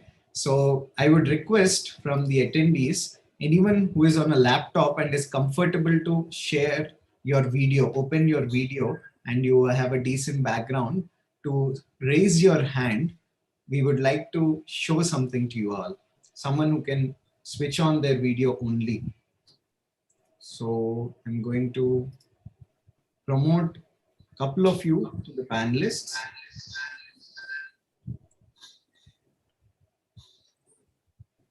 Okay. So I have promoted 2 people to the panelists. If you can switch on your video, please. Yeah, okay. Just a second. I'm going to spotlight them.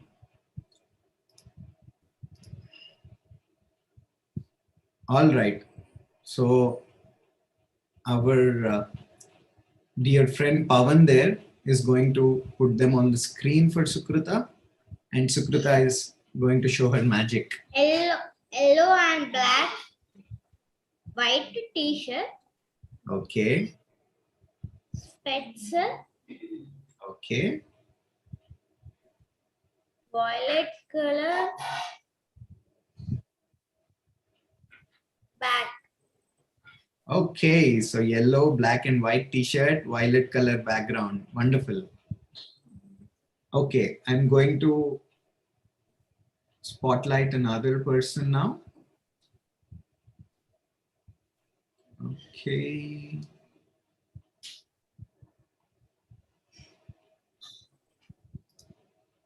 Okay, so now Pavanji is going to put them on the screen for Sukrita.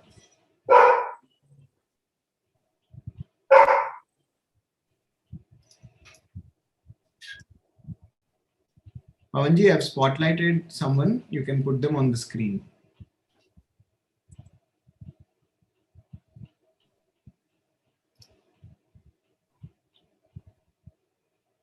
Okay, I think he's not able to find them. Let us try someone else.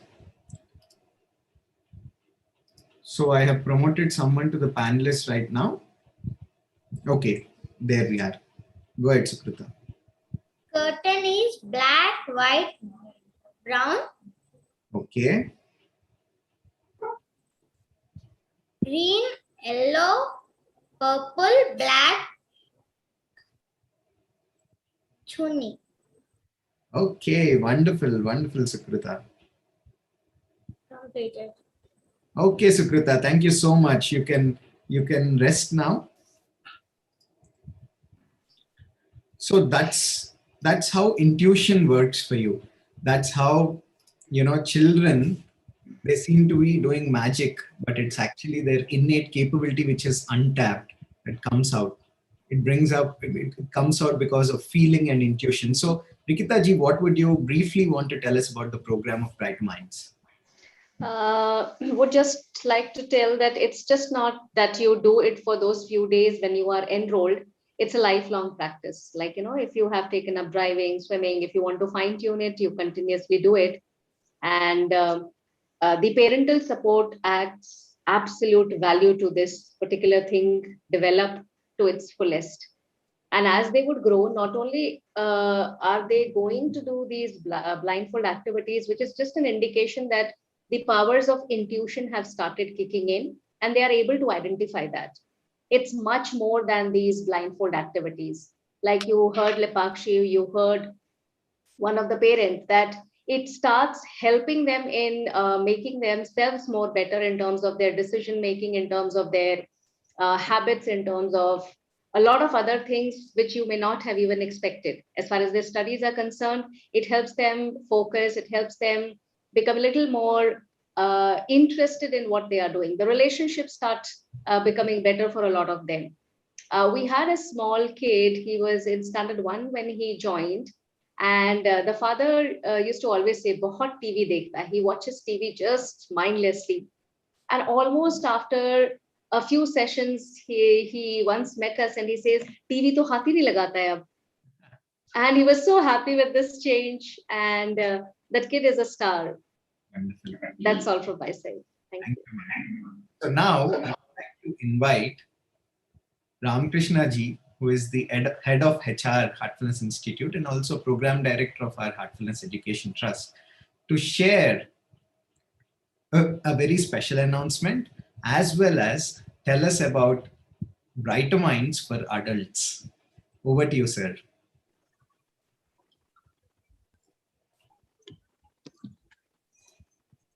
Am I audible, Anirudh? Yes, sir, loud and clear. Thank you. Being in this profession of as a human resource expert, and also in the field of training, it's a breath of a fresh air just to pause and just listen to the next generation of talent and skills that this country and the world will produce. And I'm very inspired to be a part of this program. Before I announce about the season 2 of Gitopadesh, I'm reminded of the day when Daji has written an email to take Gita to the rest of the world and all over India. We were clueless of how to get this through. And it had to flow as we meditated and put a lot of research around how does this program get designed. So one of the important aspect of Gitopadesh is it's a pedagogical approach in the design elements that makes the course not some kind of a sloka recital, but allowing 3 levels of learning of Swadhyaya, Sahadhyaya, and Upadhyaya. Of course, even can go to the next level of Paradhyaya. So a learning where you can actually go within and get that perspective that Victor Kannan was talking about. And also learn from others, Sahadhyaya, a very important requirement in today's world, where we struggle to work with others. And most importantly, you learn when you teach, and thereby Upadhyaya, which means children have the opportunity to teach back somebody at their home, their siblings. So some sort of a 1+ offer, 1+3, 1+4. And eventually, hopefully, it will be 1+10 like the phone company. So from the time that Daji gave this guidance, it has been very intuitive and unfolding. And so those 20 themes that we could draw out, especially studying the 18 chapters. And I remember Daji mentioning that there are 7 slokas that Lord Krishna spoke, and when we told him to please share with us that we'll make it as a part of the course, he said yes at the right time. And so we are very happy when we told that this program is happening, and he said it'll be my pleasure, and he went on to record something, and you all heard that. And those 7 gems that he spoke are a part of this course also, actually. So the 20 themes are linked to 4 learning outcomes of how the essence of Gita can help in values in action. There's no dearth of values, but it's values in action that is required. And most importantly, a self-study of my strengths and weaknesses, and especially have an attitude of continuous improvement. And the third one is actionable knowledge. Not just the knowledge that I can talk about it, but I put it into action. So jnana and karma. And most above all, the most important element is that of having an attitude to design my destiny. Again, Victor Kannan spoke about it. So these 4 learning outcomes were clearly mapped as a part of this course. And we are in the season 1, we have 1,500 students, and I'm hearing some of the students. It's amazing. It means the talent is already inside. All it required was a favorable atmosphere. So Gitopadesh team is very grateful to the parents for responding to the clarion call of Daji, who said, it's time to give this wonderful spiritual values education program to children. So through stories, through quiz, through interactive reflective questions, and you can upload the audio recitals in our Schoology learning management system. These weekly theme assignments, I'm somehow feeling that in the future, this will become one of the sort of an important subject in the field of education. And the storytellers who come and conduct these sessions, the students who demonstrate their talents. So we have 2 tracks here. One is the Vidyarthi track, where a student who wants to learn along with a group and a facilitator. Then the second track, which is my favorite, at the risk of comparison, is Pragnya, where the student wishes to learn at their own pace. They like to go through the course by themselves and still are able to complete those assignments on a weekly basis. I wish some of you can join us. Actually, you can volunteer with us as facilitators, as proctors. You'll only see on this side how much is happening from this 1,500 students from 21 countries. So now with that, we have learned a lot. We're going to improvise. We will look for feedback. So the season 2 is going to be announced.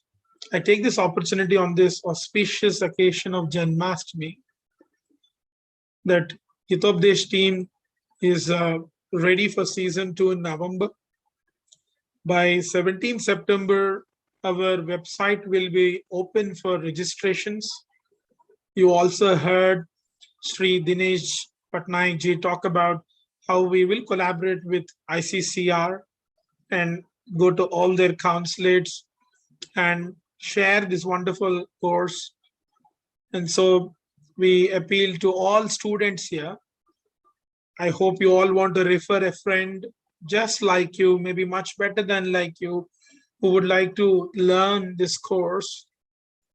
So do let your friends know. We also would like parents to be aware that season 2 registrations will start from mid of September, like I said. And there are limited seats, obviously, because we would like to do this program in a methodical manner, unlike any other course somebody does with rote recital, just saying some slokas. We are also working on a course design of bringing Gita to young minds, that is youth and adults. So a course called Sthita Pragnya is being designed as we speak. And a specific course of Gita for pregnant women, the Divine Mother, the Divya Janani. So we would like to offer this course for all the pregnant women, especially worldwide, and to the couple and to the family, because it takes an entire village to raise a child. And just imagine with this spiritual food, that the mother will get, and thereby the fetus will get inside. Imagine in the 9 months how much can happen. And so why wait for the 3rd year in the school, that the education can start right from the womb, as it is used to be in the history of Indian culture. We are working on other courses as well. I don't want to announce them today. We're still cooking them, something on Ashtanga Yoga. But I'm very, very sure that for those of you who are hearing this, please spread the word that in the first week of November, we will be having season 2 for students who would like to attend the Vidyarthi track with a trainer-led course. There will be limited seats, but I'm sure, like the fastest finger, the early bird gets the worm.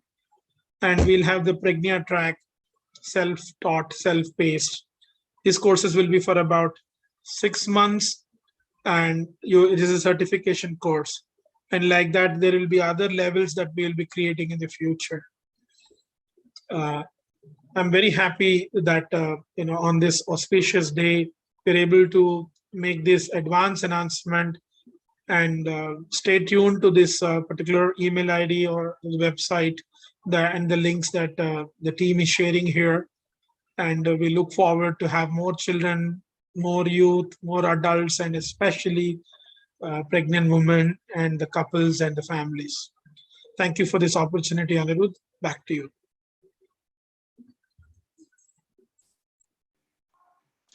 Thank you so much, Mr. Ramakrishna, for sharing all these wonderful news with all of us. And we will move ahead now. Pranavya, you have also been going through Gitopadesh. Would you like to share your journey with us? Oh, yes, Didi. I have not observed one but 100 of them. That would take a lot of time, so I'd rather explain one such reason which helped me immensely.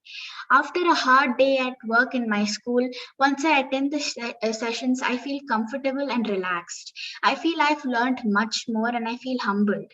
I've learned about desires, aversion, ego, etc. Gitopadesh helped me be creative too with all those amazing posters. Even though I knew what Gita was, I never knew its importance. I feel enlightened like how Arjuna felt. I feel Lord Krishna is right in front of me reciting all those shlokas. So I just love the sessions that I attend in Gitopadesh. So well put, Pranavya. Thank you so much for sharing. Let's now call your friend Manasvi so that she can share her favorite shlok with all of us. Welcome, Manasvi.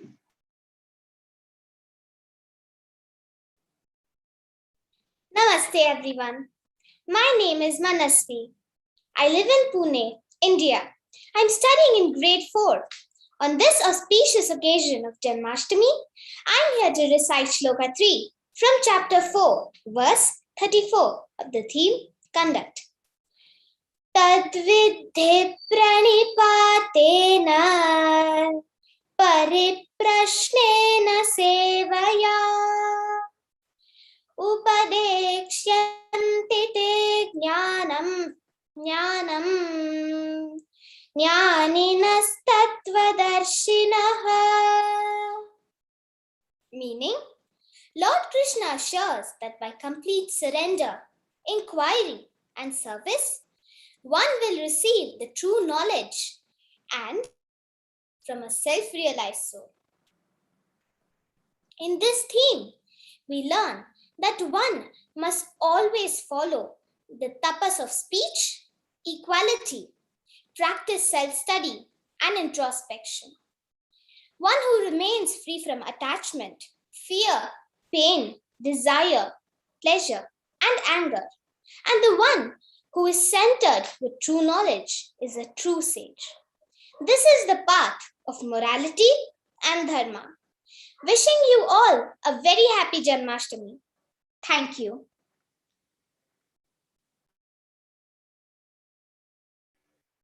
That was really beautiful, Manasvi. Thank you for sharing it so beautifully. So, Pranavya, what's next? Who are we calling now? I would like to call Tashvi for you all now. She's going to sing a song for us. Wow. Welcome, Tashvi. Thank Good you. evening. Pranams everyone. I'm Tashvi Annapragada. I'm in year 1 and I live in London, United Kingdom. I'm an Indian who lives in London.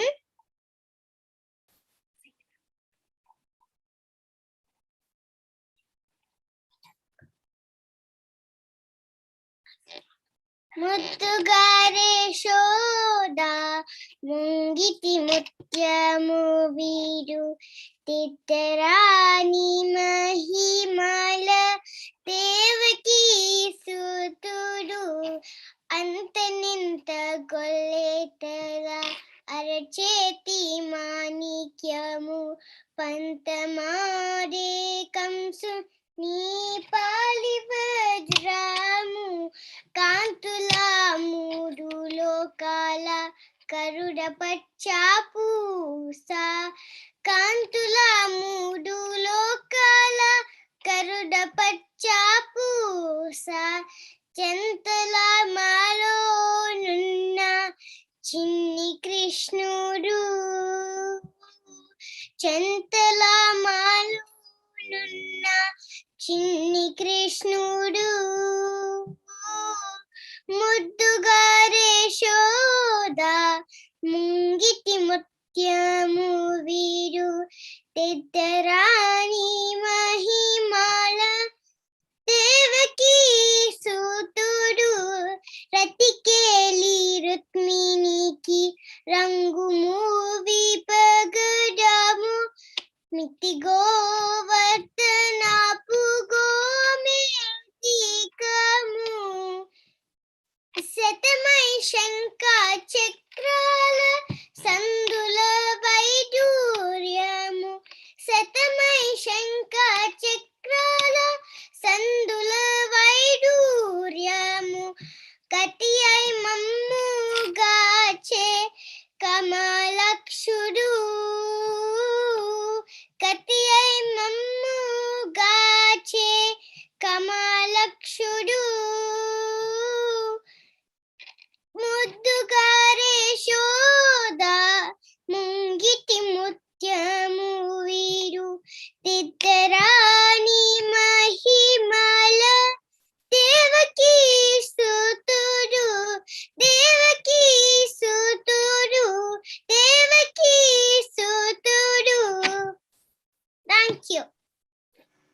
Thank you so much, Tashvi. That was so beautiful. And you are looking so cute. Thank you for your time. Thank you. Our pleasure. All right, let's now invite Shreya, who would like to share her favorite shlok with us. Welcome, Shreya. Namaste. My name is Shreya Sethuraman. I'm from Bangalore, India, and I study in grade 8. Today, I will be reciting a shloka from chapter 6, verse 17. Yuktahara viharasya yuktacheshtasya karmasu yukta swapnavabodhasya yogo bhavati dukkhaha. The meaning of the shloka is that the one who's moderated in his sleep, food, behavior and actions, recreational activities, yoga becomes the destroyer of his grief. This shloka is taken from theme 12, attitude towards food. The essence of this theme is that food is an important source of life energy. Before we start eating, we pray offering our gratitude to God. Thus, it helps in nourishing and vitality. We have to balance the food we eat in order to perform our day-to-day activities. For example, sattvic food helps us to perform our actions and emotions in a balanced way. Therefore, we do not indulge in any rajasic or tamasic activities. Thank you and happy Janmashtami to all.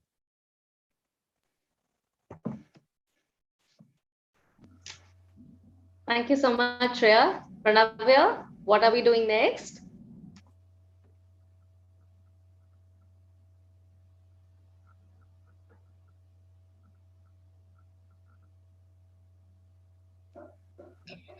Sundari, can we invite Sundari for her performance now? Before that, I think we have a parent who would like to share her. Oh, yeah. Saha's journey mother, with us. Swati, wants to speak with me. Welcome, ma'am. Hello, hi. So, respected beloved Daji, honorable guest, Gitopadesh coordinators, viewers, and very, very dear children. So, as Pranavya said, I'm Saha's parent, and I would like to share a few of my thoughts. So, I thought, because ours is a joint family, I thought, okay, let me reach out to everyone and understand what are their views of Saha's, the version before Gitopadesh and his version after Gitopadesh. So I kind of like collected few of the inputs from our family members, and here are the views. So one of the persons said that the minute he learns a sloka or the content of it, he applies it immediately in his life, like observing others. Because as is a joint family, he has so much of experiment to do on everybody. Actually, he can observe more, by saying like whether the person is sattva, like trigunas, what we just learned, sattva or rajas, tamas or demnoic in nature. So just like I think a week ago he learned about this demnoic, and he was telling I should not eat very hot food because it is demnoic in nature. So I have to just just make it warm and then have the food. And we are like, okay, because we as adults sometimes we kind of forget, or we are actually learning something new from children. Because right now Gita is like they are directly getting the pure consciousness, like pure things from Gita. It's not like the masking up from parents or prejudices which are involved by parents. It is like just direct values, to the children. And then the other day, like I was talking to him, and he had some misunderstanding with one of the adult in our home, and he kind of like elaborated the whole incident with me. And I said that, Sahas, why don't you just go and maybe talk to the person one to one, and maybe kind of rectify it. And then he said, sure, I think I'll think about it. And then after, I just left it there. And then after 2 or 3 days again, I just wanted to uh, kind of like see like where he is on that. And then I just asked him, Sahas, like, did you have a chat with that person? how did it go? Then he's like, I don't want to brood over the past. Past is past, and there is no need to actually brood over. We are not really achieving anything out of it, and this is like. We as adults also know that this is the reality and this is what it should be, but sometimes we like to poke people or even our friends, just by brooding over the past or telling them, say. So it's like literally learning from children, like how they're actually implementing in a right way. And another one I would like to say, just 2 days ago, I guess, like even Yash was mentioning about Brahman, uh, and the sloka which they learned about Brahman. And as I'm doing my like PhD in Heartfulness Research Center, the same day I had a like discussion with my group people about the same thing about Brahman. He's that's a supreme soul, and we kind of discussed. And immediately, just I reached out to Sahas to just talk to him and see what he is up to. And he actually told me the whole sloka and explained me in the 2 or 3 sentences that this is what Brahman is. And I just thought to myself, we are talking for the whole 1 or 2 hours just discussing about it to understand what it is. And we also know that our Truth Eternal sessions, which our master, which our Daji is conducting every Sunday, and and he also talks about the same thing, Brahman. And it is so good to like just see like how commonly we are talking about the whole thing. And rightly, as our master said, the books whatever are written, like Truth Eternal, Infinity, Towards Infinity, Reality at Dawn, our master said that these will be got it, okay. So these will be actually understood by future generations better than the current and present generations. Maybe this is what it is. You see, children, they're already talking about anger, desire, how to do the anger management, or how to kind of get rid of the habits which are not good. So there is really nothing as parents we have to teach them. Everything is taken care, direct I have to say, just the direct knowledge from Gita to children, with the help of all our coordinators who are doing like exemplary and excelling in their job and doing a lot of hard work to just really shape the children who will actually be the better citizens of the world. So it's like, wherever, whichever corner they go, they are with their values, and I'm sure that they'll excel their job. And this is a part of Daji's vision, I guess. So I really think this has benefited all of our family, not just like 1 or 2, but the whole family, and we are still learning. And and we are actually looking forward for the Brighter Minds program. And I have to say, I still have goosebumps by seeing the children doing all the things. And it is really like, I mean, miraculous, at least for us as outsiders, when we see the Brighter Minds program. And I have to say, Sahas actually keeps asking me, when am I going to learn Brighter Minds? And I really want to do something about that. And thank you so much for giving us this beautiful platform, where you can, we are actually just sitting at home, not doing any kind of, hard work where you have to take children to that place or this place. So it is like beautifully done. And thank you so much. And thank you all. I'm humbly and grateful to everybody here. Thank you so much. Yeah. That was a wonderful share. Is Sehes also wanting to share something with us?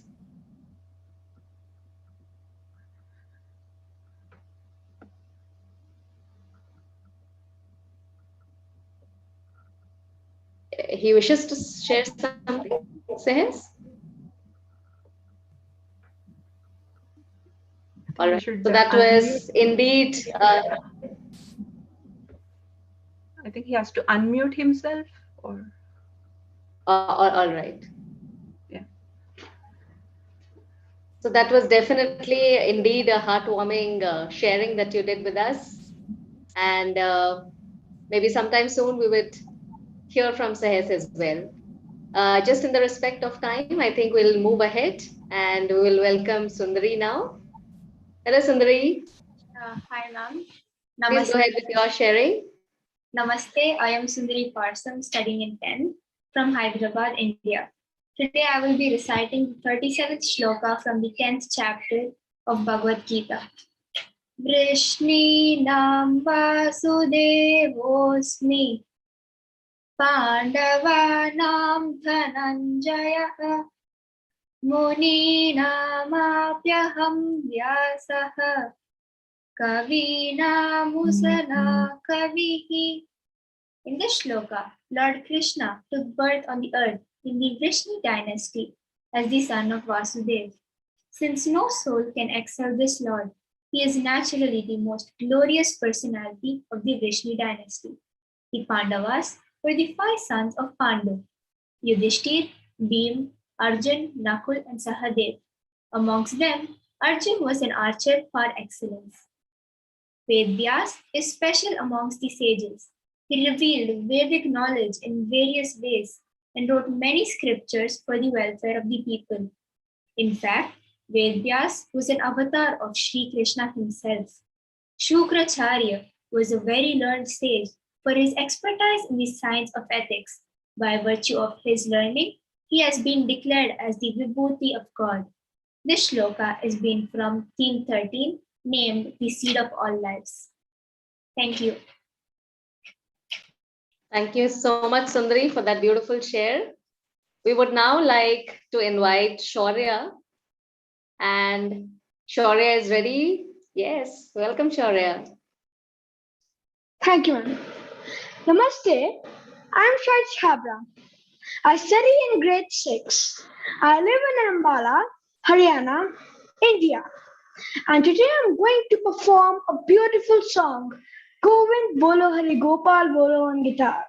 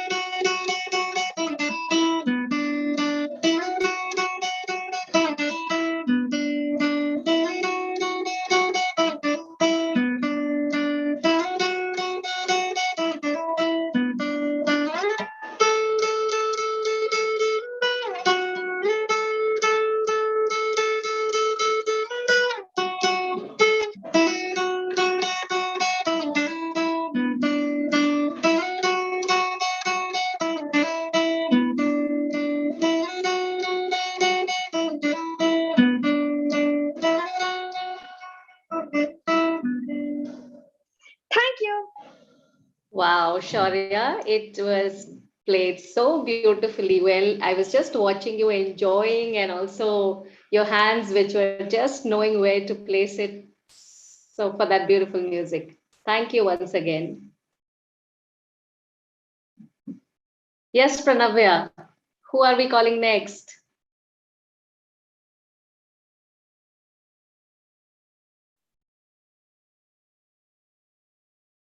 Looks like Prerna is ready with us. So let's invite Prerna.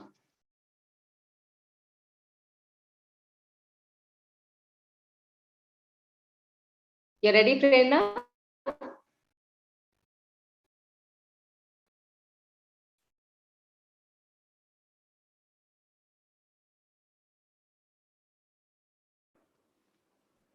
Namaste everyone.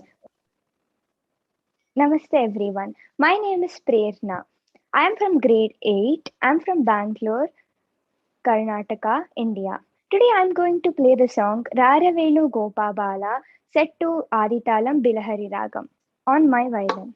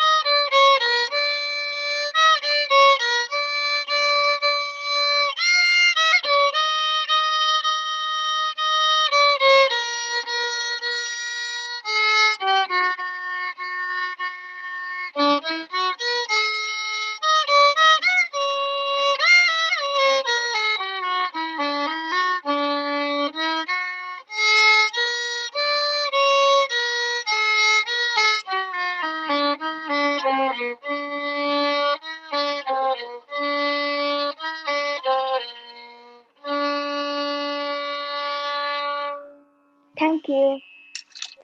Awesome. I would just like to appreciate that you finished the day and the session with a bang. So beautifully played. Thank you so much, Prerna, for your time. And it was done beautifully. So with that, we are almost coming to the end of our session today. And on behalf of everyone, I would like to appreciate all the children, the entire team of Gitopadesh, and a heartwarming performance done by each and everyone who joined with us today evening. Now I'd like to invite the lead teacher, the main person behind the inception of Gitopadesh, Ms. Priyadarshini, to talk to us, share her thoughts about Gita and how children can imbibe the values.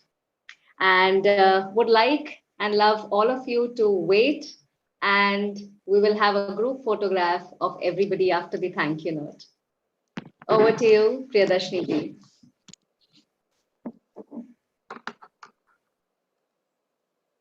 Am I audible, Rikita? Yes, you are. And you're visible too. Welcome.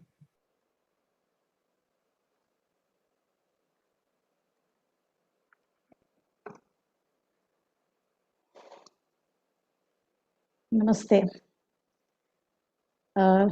Rikita, it's really wonderful to watch all these performances, and I'm feeling as if I'm transported to a different plane. All these children are looking like Bala Rishis who are contained with immense wisdom. And I'm sure that all our hearts must be melting away in the nectar of the Gita through these beautiful children. So, dear ones, a happy Janmashtami to all of you. We all know and heard that Bhagavad Gita is a heart-to-heart conversation between two personalities, Krishna and his friend, disciple Arjuna. See here, if you observe, the one who is striving for perfection is Arjuna, and the other who is finding the ways and means to offer his guidance to the one who is striving for perfection. Are we all not like Arjunas, who are so curious and striving towards perfection? So many speakers spoke a lot about Bhagavad Gita and its importance.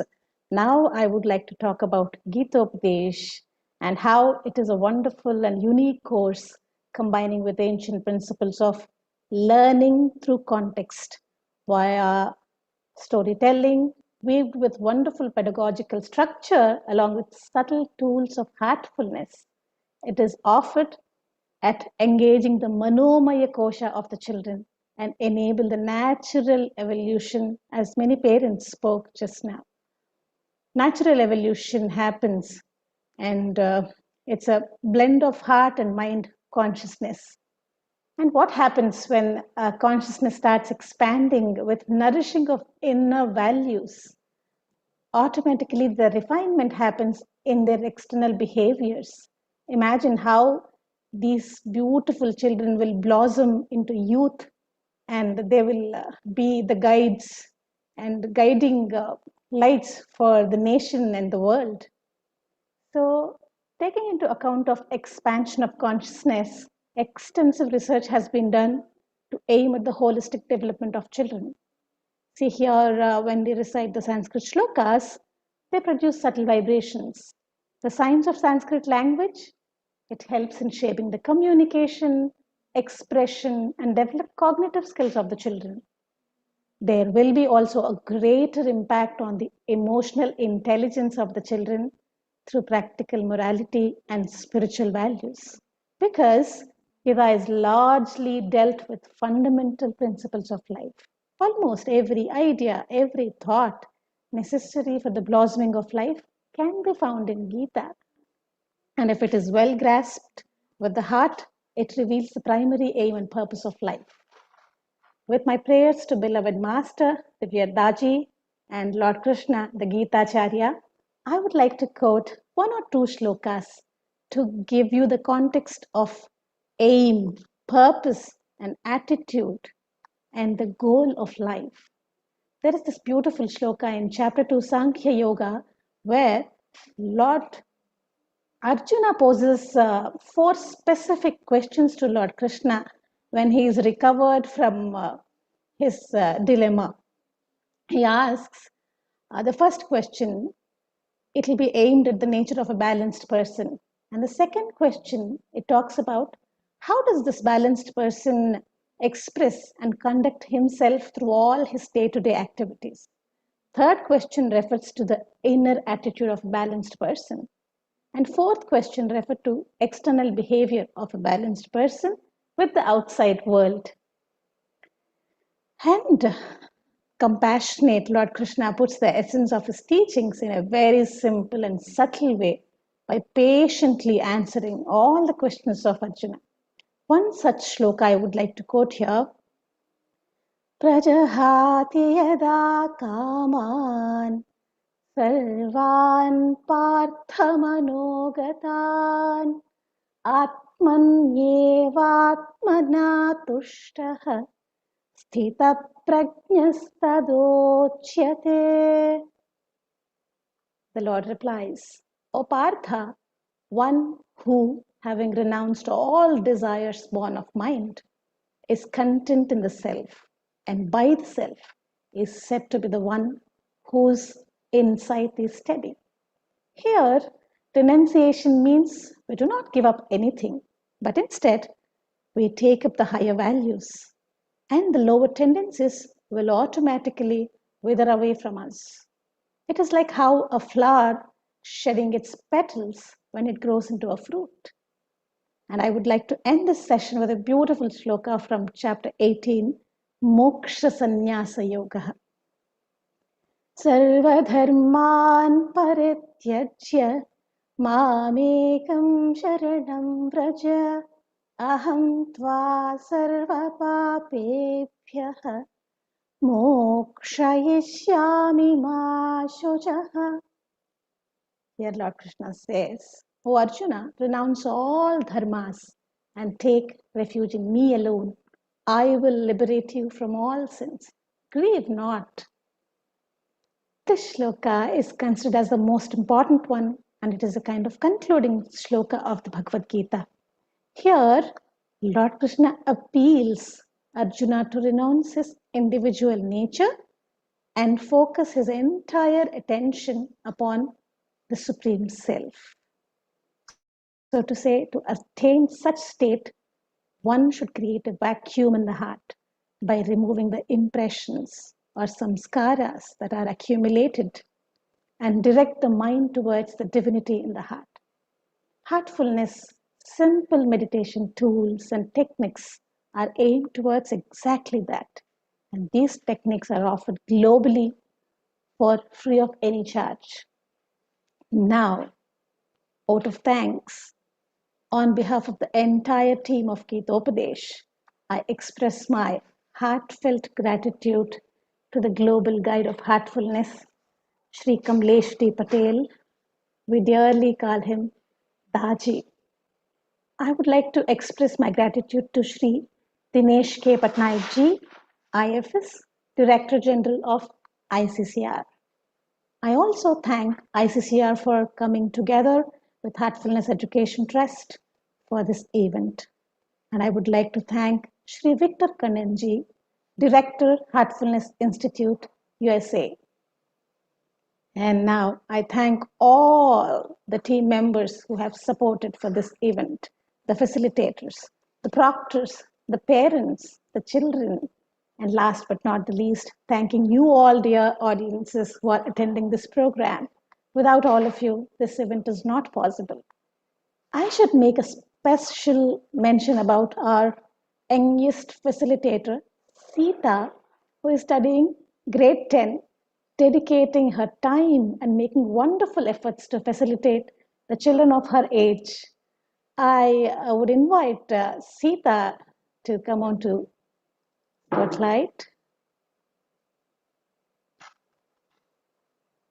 Sita, would you like to say something? Yes, ma'am. Thank you, ma'am. Hello, ma'am. Namaste, everyone. I am Sita and I study in class 10, Lalaji Memorial Omega International School, Chennai. With the grace of the great masters and Daji, I am blessed to be a part of the Bhagavad Gita. And thanks to the Gitopadesh team for giving me space here today. I would like to recite a sloka, the last verse of the complete Bhagavad Gita. That's from chapter 18, verse 78. Yatra yogeshwarah Krishnaha Yatra partho dhanurtharaha Tatra shrir vijayo bhutihi Dhruvani tirmatir mama. The sloka means here sage Vedavyasa concludes the Bhagavad Gita by saying that where there is Lord Krishna, of course, the one who has mastered all yogas, and where there is Arjuna, the supreme archer, there will also certainly be victory, fortune, prosperity, extraordinary powers, and mortality. And I wish a very happy Janmashtami to all of you. Hope all of you have a wonderful evening. Thank you. Namaste. Thank you, dear Sita. It's wonderful to have you with us. Thank you, everyone, for joining us again. Thank you, Sita. It was a pleasure listening to you and meeting you. And thank you, Sister Priyadarshini. With that, we have come to the end of our program and this wonderful, wonderful event. I would just request everybody to switch on their cameras for one group photograph. Brother Anirudh, are we ready? Yes, we are. I'm waiting for everyone to switch on their cameras. And can we have the gallery view as well? Yes, I have it on my side. So. Okay, I did it for my side as well. All right, please switch on your cameras, everyone. I'd request our IT champions also to switch on your cameras. Everybody, yes. Don't bother how you are looking. Let's have everybody these beautiful memories. Yes.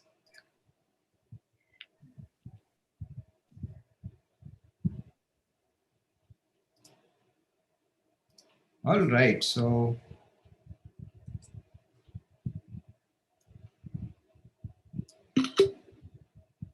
okay. Let me disable chat box.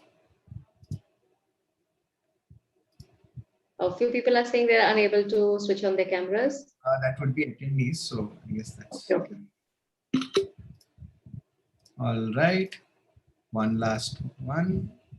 Everyone, I think. Is there someone who switched off your video? Please switch it on. Okay.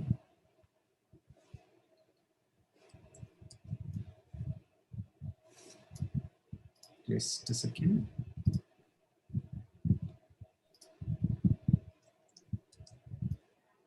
Kanha, say cheese. Okay. Thank you, everyone. Thank you so much for joining. Thank you, all the audience who tuned in. And until next time, see you all. And good night, good morning at the other parts of the world. And thank you, everyone. Thank you, children. You guys were wonderful. You're really rock stars. Absolutely. So we can end the session now. I'll end.